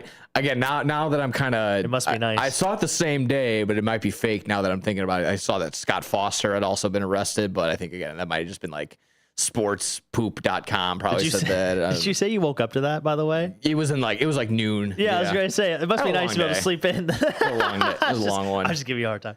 That's funny. Yeah. I was like, wait a minute. I thought I remember reading it at work. I was like, it's like 10:30 in the morning, and Nick just said he woke up to that. I'm like, oh, man. I always work long nights. That's funny. It's brutal. You're out here grinding. Yeah, but it was very interesting to see to even just read that at all. Damon Jones. Yes, he's the one that's like tied in with like LeBron and that's exactly, but also another former Cavaliers head coach, Tyronn Lue, was reportedly in attendance of one of these allegedly rigged poker games. Oh yeah, I'm sure there's a lot of people in attendance. It's just if they were actually working on the rigging or not. Right.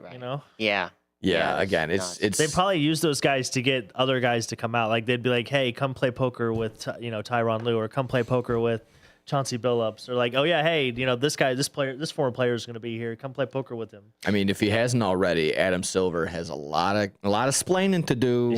Got a lot of splaining to do there, Mister. I mean, again, to reiterate again, I really feel like this is just much deeper. This is just hitting the surface of this iceberg of this this thing that we're getting on. So this is around the time where you don't want to be the NBA insider, because now everybody's going to go, where'd you get that information from? You're sitting around the table? Because like you said, there were probably a lot of people, even if those type of people did not throw in, they're attending because, oh, hey, Chauncey Billups is going to be here, or so-and-so is going to be here. And I'm not a big gambler, but I would, if somebody told me like, one of my favorite players or one of my favorite coaches or personnel was going to be at some event, I'd be like, yeah, I'll go.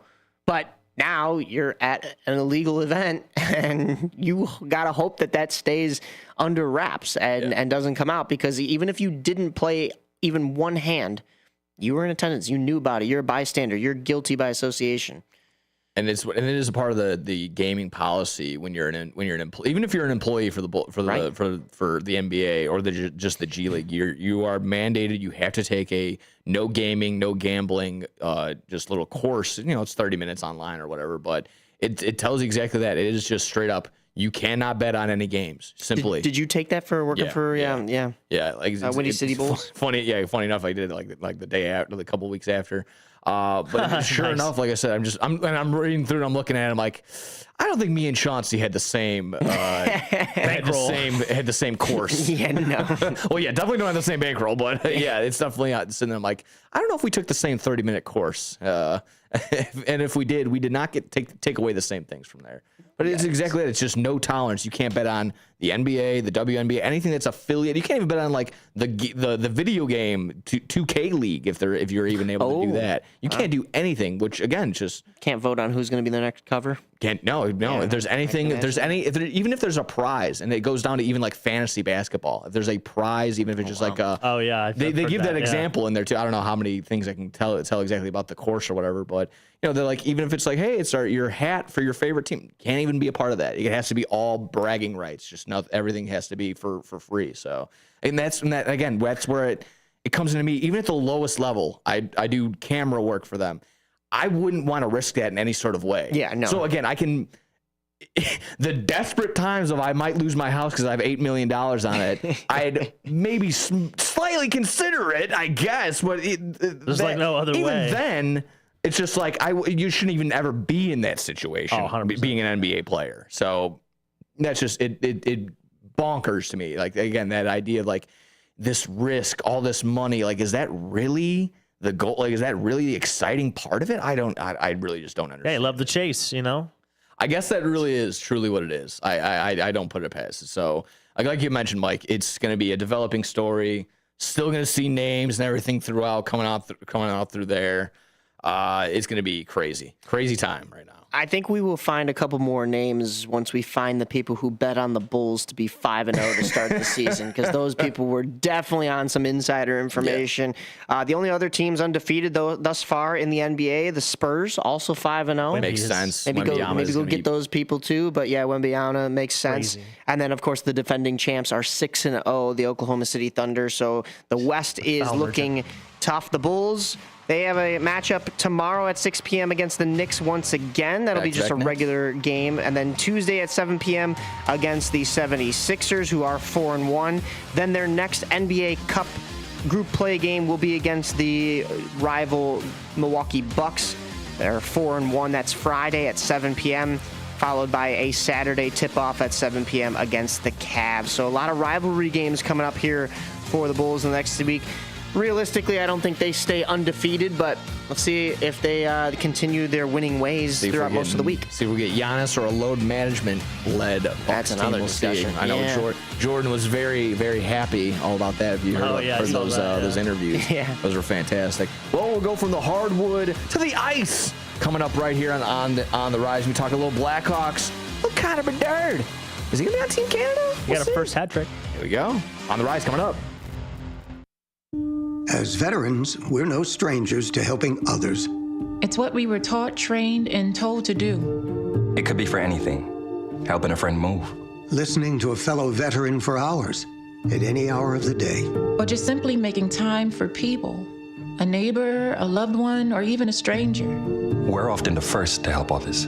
There's no question about it. But we do have one question for the veterans listening. When was the last time you reached out for help? Perhaps it's time to do for yourself what you would do for others. If you or someone you know needs resources, whether it's for stress, finances, employment, or mental health, don't wait. Reach out. Find more information at va.gov/reach. That's va.gov/reach. Brought to you by the United States Department of Veterans Affairs and the Ad Council. Are you dreaming of a getaway? Want to leave the stress of daily life behind? Whether it's a relaxing cruise or an adventurous land escape, planning the perfect vacation doesn't have to be a hassle. At Cruises International, they specialize in vacation destinations, land and sea, making your dreams come true. Located at 1721 Moon Lake Boulevard in Hoffman Estates, Cruises International isn't just about booking travel. They're your personal concierge, trusted travel advisor, and advocate. Your preferences are unique, and they'll take the time to understand exactly what you're looking for. From personalized service to their global network of specialists, they ensure that your vacation is tailor-made just for you. It's time to plan the vacation of a lifetime. Call 800-255-7447. That's 800-255-7447 today and speak to a cruise and vacation expert. Cruises International. It's time to set sail to your dream destination. We are AFGE, the American Federation of Government Employees. We represent 700,000 federal and D.C. government workers who are the vital threads of the fabric of American life. We support our nation's military. We take care of our nation's veterans. We protect our nation's borders. We respond to our nation's crises and natural disasters. We provide services to our nation's seniors. The American Federation of Government Employees. We work for America. We are AFGE, the American Federation of Government Employees. We represent 700,000 federal and D.C. government workers who are the vital threads of the fabric of American life. We support our nation's military. We take care of our nation's veterans. We protect our nation's borders. We respond to our nation's crises and natural disasters. We provide services to our nation's seniors. The American Federation of Government Employees. We work for America. For nearly 2,000 severely injured veterans, everyday life has become filled with barriers. So we build specially adapted homes at Homes for Our Troops. And thanks to our donors and supporters, this life-changing gift of freedom is provided mortgage-free to these veterans. But we need you to join us, too, in completing this important mission. Please visit hfotusa.org and help build homes and rebuild lives.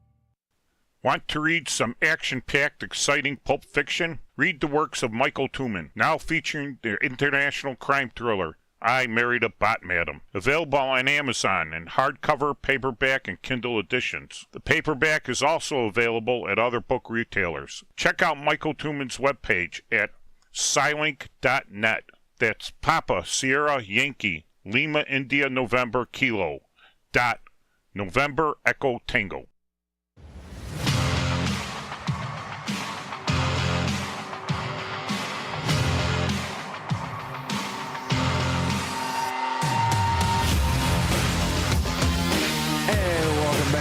On the rise in the building.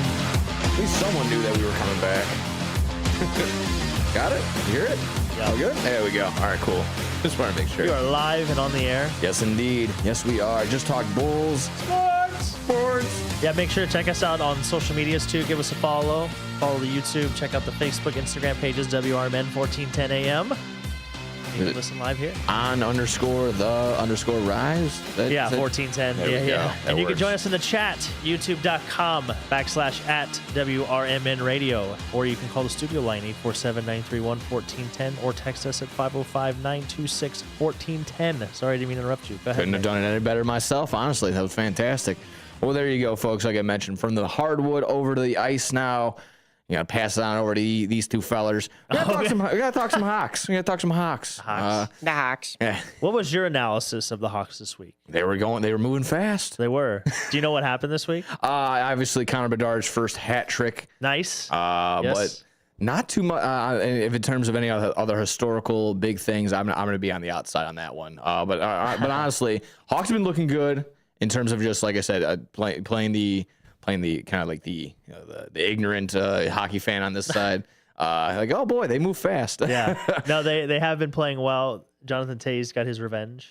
Yeah. I don't know if you saw that or not. Yeah, they got his revenge there. But on Devil's Night, the Blackhawks and the... but they were in Winnipeg, correct? They were in Winnipeg, yeah. Okay. So it's not Jonathan Toews' return just yet. That'll come in January. And that'll be... Ironically, January 19th. So man, they're getting smart with that. 19. I see what you're doing here. Yeah. But making August 8th Patrick Kane Day. I mean, come on now. I know. We're on to something. We're on to something. I was just going to mention that is going to be a really nice video package when he does come back for Jonathan Taves. That's going to be so they just had Brad Marchand's his video package for Boston. That was emotional. You could see him crying, and the best thing for what I kept hearing from him, he goes, "There was just so many memories I forgot how many right. great things were happening here, and that's really why you saw the emotion. So hopefully that's the same deal for Jonathan, for Mr. Tays. I was in the building for what got made Chris Chelios night because they were retiring his banner, but it was also Patrick Kane's first return to the United Center. He didn't get a chance to when he was with the Rangers. He goes to the Red Wings, so it's very similar to Chris Chelios' career, as he was a Blackhawk and then played for the Red Wings and said he would never do that and never betray the Blackhawks, but then he goes to the biggest rival. Same thing with Patrick Kane, although the rivalry unfortunately isn't what it used to be, but Patrick Kane still stole the show that night. There was a standing ovation. He did 3 laps, 1 for each cup, and the crowd stayed up cheering on their feet the entire time. And then the crowd didn't know what to do in overtime when he scores the game winner, because you want to cheer for Patrick Kane, and it is his Showtime celebration, and you're like, that's the guy I grew up watching. Or that gets too classy. Yeah. And but at the same time, it's like the Blackhawks just lost. So I can imagine that the Taves reunion in January is going to be very, very similar.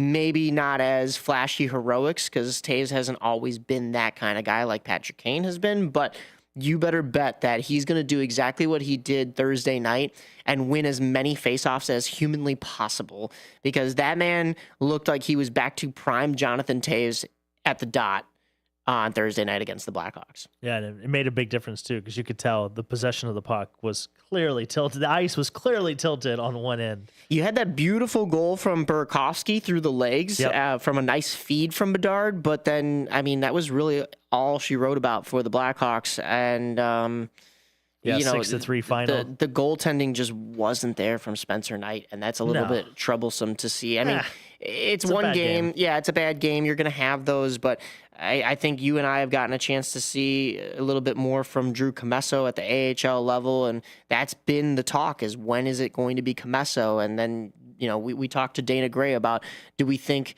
Commesso gets disheartened by the fact that you bring in a guy like Spencer Knight to then be the guy, and maybe Comesso's only a backup when he gets to the NHL, but I think it would be a little bit more of a 1A, 1B, but it all depends on, once again, Comesso's development. Does he finally get to that level? But also, I mean, is Spencer Knight your guy? The jury is still out on that. As much as I want him to be the guy, I just signed him to the deal for him to be the guy. They did, and I, don't get me wrong. I sound like I'm being a hater. I want Spencer Knight to be the guy, but then every once in a while there's a game like this, and it's like, okay. Yeah, that happens to every goaltender in the league. Goalies are voodoo. You should know all about that. All right, get out of here. I know what you're talking about. Well, speaking of Halloween, the Blackhawks, they took their Halloween party on the road. They went to Hell's Gate Haunted House, which just last night got ranked by Haunted House Chicago the best haunted house in the Chicagoland area, basically in the Midwest. And everybody was saying that Connor Bedard got the Blackhawks, the Hell's Gate bump, because, they go to Hell's Gate, and next thing you know, he's scoring his first ever hat trick. No. There was a game in between there. They lost 3-1 to the Kings. So Hell's Gate was actually bad luck for the Blackhawks. I think some might also say he got the 6-7 bump because he was rocking that costume. They were thing 6 and thing 7. Oh, my goodness. By the way, I love the side note. I love that parents are now getting in and making sure that dies soon. Yes. Starting to wear a 6 and then 7. Just anything. Obviously, once your parents do it, it's not cool anymore. That's right. So it's perfect. Great move. They're playing chess, not checkers. I saw a dance teacher, and she was like explaining to her girls. She was like, hey, so I always have to say 5, 6, 7, 8, and I hear anybody say 6, 7, you're gonna sit out this dance lesson, you're gonna write a 5-page paper on what 6, 7 means, and you're all like about 7 or 8 years old. Like, 6 I guarantee to 7 you, page paper. She goes, I guarantee you don't know what it means, and I don't even know what it means. So enlighten me. It doesn't mean anything. It doesn't mean anything. It's so stupid. Again, I'll let you guys get onto the hockey really quick, but I give them a pass. I give this generation a pass because our age group, let the letter E become a meme. I don't know. You remember that at all? The letter E was just E. It was, I vaguely remember that. Do you know who Markiplier is, the YouTuber? Yeah, so it would be Markiplier's face on Lord Farquhar's head, and it just had the letter E underneath it. That was the meme. That was it. Just E. We've done some dumb things too. E. Yeah. I'm trying to think of like how dumb we've gotten Because there's been some. Right now, it's also the grilled chicken. Everything is grilled chicken. I haven't even seen that one. Honestly, I feel like our generation was really rock? not that bad because we had some of the best cartoons. Like today's cartoons kind of stink. And that's where it stems from. I think our cartoons started that was probably the first brain rot. Yeah. Watching regular show or watching My Gym Partner's a Monkey. Or Foster's Home for Imaginary Friends. Yes, that's a good one. Cheese. Yeah. Anyway. It has to be the first one. I like cereal. Yeah. So and what's really sad is getting back to the Blackhawks. Half the team doesn't remember any of those cartoons because I don't think they were born yet. They're they're all like early 2000s babies. Gosh, you know what I mean? Like they don't even know what 9/11 was. So oh my gosh, yeah, no, they don't know any of that stuff. But I mean, it's just funny to see. Like, I will be honest with you, it wasn't the Hell's Gate bump for Connor Bedard. Oh boy, but it was something else because we got our first image of Connor Bedard partying. This is a man who had never had fast food or anything, and next thing you know, he and his teammates are out and they're letting themselves loose a little bit, and it's good to see. And next thing you know, the young man shows up to work and scores a hat trick. So are we getting Patrick Kane vibes? Running when he would go out there and running go on party? no sleep. I don't know what was going on that night before, but I mean there was maybe some. Is Patrick Kane going to be forever the party animal on the Blackhawks? I think he still takes. He's the got cake. some legendary clips out. I think he still takes the cake. We were out last night and somebody screamed from a car window that Connor Bedard's better than Patrick Kane. And I was like, you, sir, are delusional. You've had too much Halloween sauce, basically. Too much candy.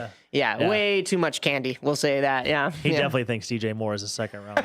Yeah. He definitely thinks that. He had the Bulls going 10-0 to start the season. Nice, yeah. We do have for the Blackhawks coming up though. They do play the Oilers tonight. They do play in Edmonton. So are we gonna get it? They're in Canada for Game 7. But anyway, regardless of that, they also have the Kraken coming up on the 3rd. They have the Canucks on the 5th. And they have the Flames on the 7th. So they're doing a little West Coast road trip here. They're gonna hit Detroit on their way back on the 9th. And then they'll be back at home for 4 games. It looks like. So I think this is a pretty important stretch for the Blackhawks. Like we're gonna find out right if now, this team middle of the is road. real. So exactly right. Is this where they step up or if they fall out right here? Well, I think right now too they're in that adjustment period, right? Like they had the little bit of stretch where they're playing well. Again, you're talking about goaltending. I don't think that is going to be an issue for us. I just think it's you're going to have these tendencies. The teams are going to adjust to it. Now it's about adjusting to your adjustment, right? Or adjusting to your tendency to play a little bit. And I guess we'll see. The youth of this team is really going to hopefully show up, and we'll see what happens moving forward. Yeah, exactly. The youth of this team. So I don't know what you think. I think it's a big stretch for them, especially going West Coast. You're going to play teams you're going to see later in the season who are going to be competing for playoff spots. So we might as well get them out of the way now. I agree with you. I think that this is going to be a little bit of an early deadline for. I mean, analysts in the NHL always talk about how the American Thanksgiving holiday is kind of that benchmark. It is. I think this is that coming early for the Blackhawks, the way the schedule falls and where the team is at, especially with the rebuild and with the youth and with the talent that is supposed to be coming up. So do we see a move from Rockford soon? I think it might be a little early for that. Unless there's an injury, I don't see that happening right now. There's not really a spot for it. Like you said, if there is an injury or if somebody starts underperforming or the team itself hits a rough patch. But like we said, we want this to not be the rough patch because this is kind of that, I don't want to say make or break. That's not, it makes it sound too drastic. But I think this is, like you said, a very good benchmark for where this Blackhawks team is going to be within the next week or two here. Is it as simple as like with this 5 games on the road, this next stretch right here, it's brutal, where it's going to be game, travel, game, travel, game, travel, game, travel. Yeah. Is it as simple as let's just get out with at least 3 out of 2 right now? Is that good enough? Well, the hard part too is the Pacific is probably the worst division. Maybe Metro. The Pacific is one of the weaker divisions in the NHL. I'll confidently say that. So like the travel is one thing, but the strength of the teams you're playing. Obviously, Seattle has been playing better this year, but they're still not. I don't think they're kind of right there with Chicago as far as talent. I mean, the hardest team on the schedule is going to obviously be Edmonton tonight, but that's the first game of the road trip outside of Winnipeg. So it's the second game of the road trip, but they've had that break. So I think that's important. They've been off these past couple of days. So yeah, and the back half you're going to get Vancouver, Calgary, Detroit, which I think just getting. I think it needs to be 3 or 2 or more. I think you need to have that expectation going. It's kind of like what the Bears were just on, right? Like it's that part of the schedule. Like we need to go 3-1, 4-2, whatever it is. I think the Blackhawks have the same situation. And for hockey, of course, it's different. You're looking at points rather than wins. So I think if you don't necessarily win some of these games, but you could steal a point, I think that would be a huge step in the right direction. Yeah. So, and of course, that Vancouver game, Vancouver's going to play you a little tougher because of the fact that they're kind of in a similar boat, and you just traded Lucas Reichel over there. So that's going to be Reichel's little bit of a revenge game against the Blackhawks. So, he's going to want to make a good impression. He's going to want to show. I think we were talking about this a little bit last week. Reichel wouldn't if he does develop into that star player that he's supposed to be, that first-round pick, there was not a chance that he was going to be doing that here in Chicago. So it's either you trade him for what you could get now rather than eventually start healthy scratching him and get even less for him, or like I said, you trade him and yeah, sure, maybe he turns into some kind of mid-level superstar or that the first round pick that he's supposed to be, but it wasn't going to happen here in Chicago. There were plenty of chances for that to happen and it just didn't. So that'll be an interesting game. That one would be circled on the calendar. And then, like you said, circle this one against the Edmonton Oilers tonight. That's going to be a battle. That's the defending Western Conference champs. So they're a point behind Edmonton in the standings. Chicago does have a game in hand. They're also a point behind Seattle for the second wild card spot. They're tied with Vancouver, and obviously Calgary is in the bottom of the barrel. So again, you got to. You're playing teams right where you're at, so it's time to, kind of separate. They have a chance to separate themselves. They have a chance to prove their legitimacy, and we're going to see what happens. And I think you're going to see some big games from Spencer Knight. You're going to sit here and poo-poo the man. No. I think it's time. It's still nighttime. It's still nighttime. Nice. I am still on the night train, but I see what I did there. Yeah, you Actually, did. I didn't mean to do that, but I didn't mean to make 2 puns at once. But I'm still in his corner, but he hasn't looked like he has the spark he had last year. And okay, yeah, maybe I'm just going off of the one game, but there was a big game for the Blackhawks, and to kind of let that slip, and 6 goals, you want to see. I'm not sure if he's getting the start tonight. I don't know if they've announced the starters. I haven't looked at Charlie Rebelliotis' tweets yet, but I would imagine they're going to go to Arvid Soderblom tonight in net. If they are still switching off a little bit like they were last year, maybe they do get Spencer Knight in that. And if you do, then it has to be a bounce back for him. It has to be a huge bounce back, and that's going to be tough against the Edmonton Oilers and Connor McDavid and Leon Draisaitl. That's a tall task. That's no short order.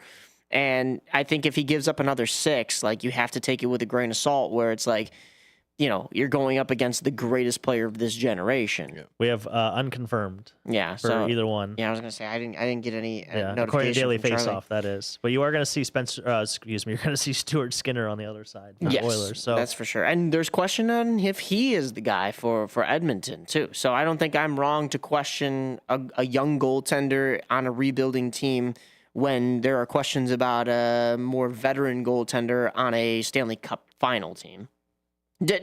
Obviously, apples and oranges. Literally, you couldn't pick 2 more drastic situations. Is it more apples and bowling balls?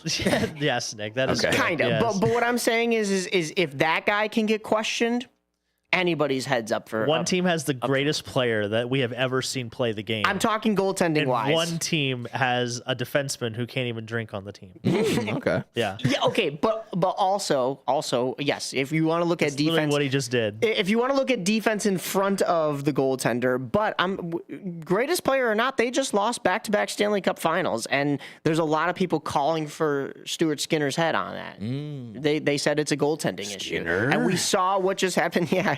In this year's Cup Finals, where it came down to goaltending, and it came down to who are we putting in net as the Edmonton Oilers in the Stanley Cup Final.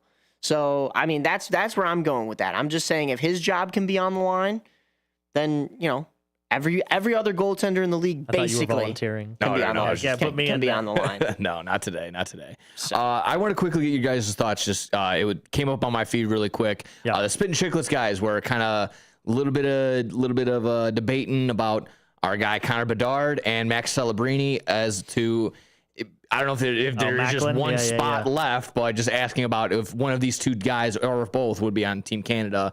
If it's a debate right now, or if it's I don't know. Any thoughts on those two, or if, like I said, if it's a battle for one spot, who should get the edge? I'm going to let you go first because I think people are going to think I'm very biased with my answer, and I just gave away my answer. I was going to say it's 100% right now. It's Macklin Celebrini. Okay. Really? There is no ifs, ands, or buts. If it came down to those two players, which one it needs to be. I will say, he's wearing the Sharks jersey. Bedard has taken a step in the right direction. I'm not saying you could go wrong with either pick. He's been much better on the forecheck on his defense. I've been saying that for a couple weeks now. Like he's more active. But I think just the overall size too. I think Macklin's a little bit bigger. I think Macklin's like 6'1", maybe 190 pounds compared to Bedard, who's a little bit smaller size. So I think that fits a little bit more of like the need for Canada. But like I said, I don't think you can go wrong with your pick, but I think 100% it's Macklin Celebrini. He's been on fire this year. He's been producing more points. Like he's over a point per game right now, and he's in his second year. He played 50-something games last year. Like, what are we doing? I listen, when the season started and it was the other way around. The Spit and Chicklets guys were talking about how Connor Bedard had taken that step forward, and he's starting to look like the Connor Bedard that everybody thought he would be, and he's surpassing Macklin Celebrini and overshadowing him, unlike what was kind of happening last year. Like, everybody was down and out about the Chicago Blackhawks, and it didn't seem like Bedard was coming to the rescue, and Macklin Celebrini was just having fun. It was the whole Cubs versus White Sox thing where they're both sitting on the same bus, but one tourist is looking out the window and having a great time. That was the Sharks and Macklin Celebrini, and the other tourist is looking at the mountain and has no view, and that was the Chicago Blackhawks and Connor Bedard. It was a little bleak, but this year it seemed like it was a total role reversal, and Connor Bedard has been much better. Now, I understand Macklin is a point-per-game player, especially... For his career, by the way. For his career, yes, that's true, too. 81 games. Yeah, that's true, too. But you also said it yourself that the Pacific is a little bit weaker, and the Sharks have been seeing a couple more Pacific teams. That's a small argument compared to, these two players are very much... I'm not going to take anything away from either of them neck and neck.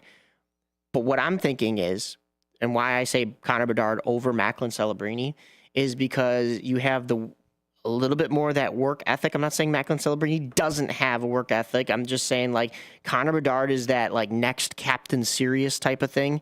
And then you also have the fact that you don't have to put him at the dot.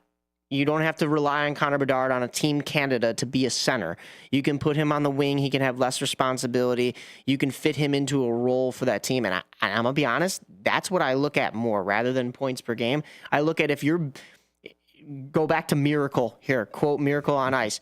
I'm not putting together a team of superstars. Or what was the actual quote? I'm not building a team. No. We'll get there. I'm not filling out a roster. I'm building a team. There we go. Sorry. You're good. It's a little I rough quote there. Slapshot more. Listen to the song. Who do you play for? I play for the United States of America. They brought their toys with them. Yeah. I'm trying to look up the rosters too. The only other difference that I can think of, because now I'm looking at it, they are the same. Macklin is an inch tall, 2 inches taller, and they are both, according to Hockey Reference, the same weight. Is the handedness, like, because Connor Bedard is right-handed to where Macklin is left-handed, and it actually looks like it's a pretty even balance.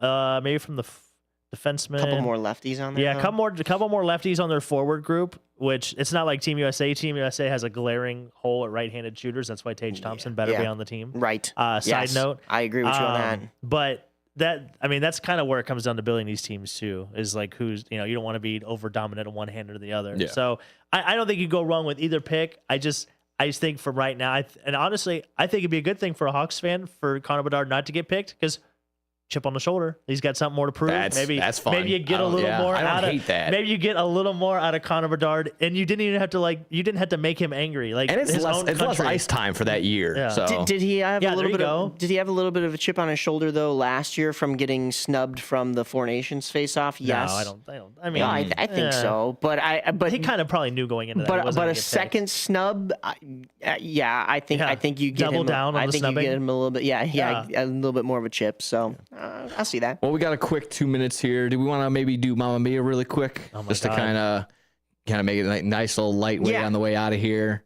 Who wants to go first? I think you do, don't you? Do I want to go first? Yeah, go for it. All right, yeah, sure. I'll quickly. It's gonna be on you two guys. Honestly, it's gonna be on you two guys.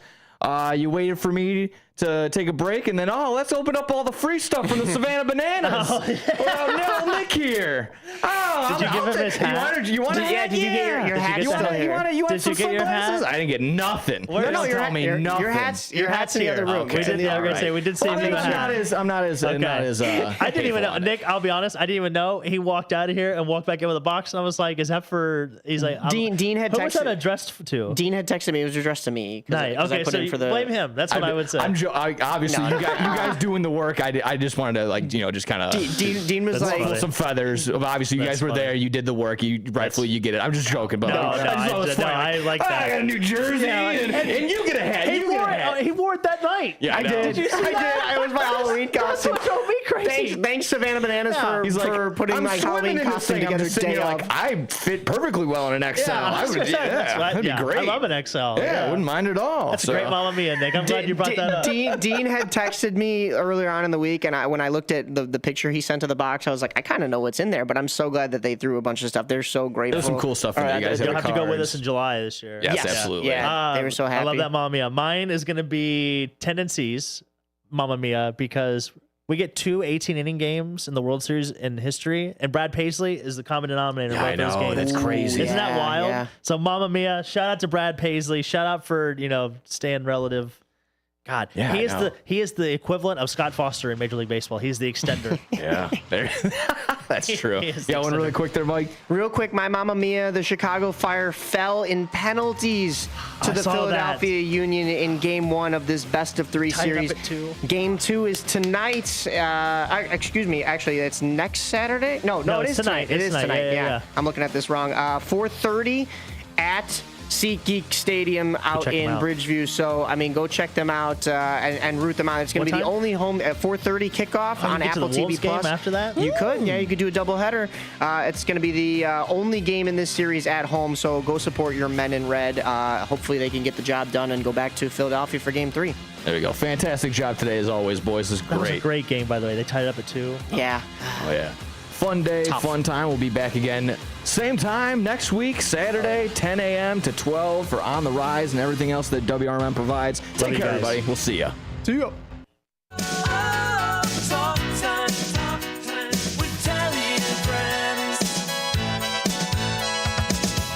Hi there, Tammy Scully here from Talk Time with Tammy and Friends. Join me and my sidekicks, Nancy and Becky.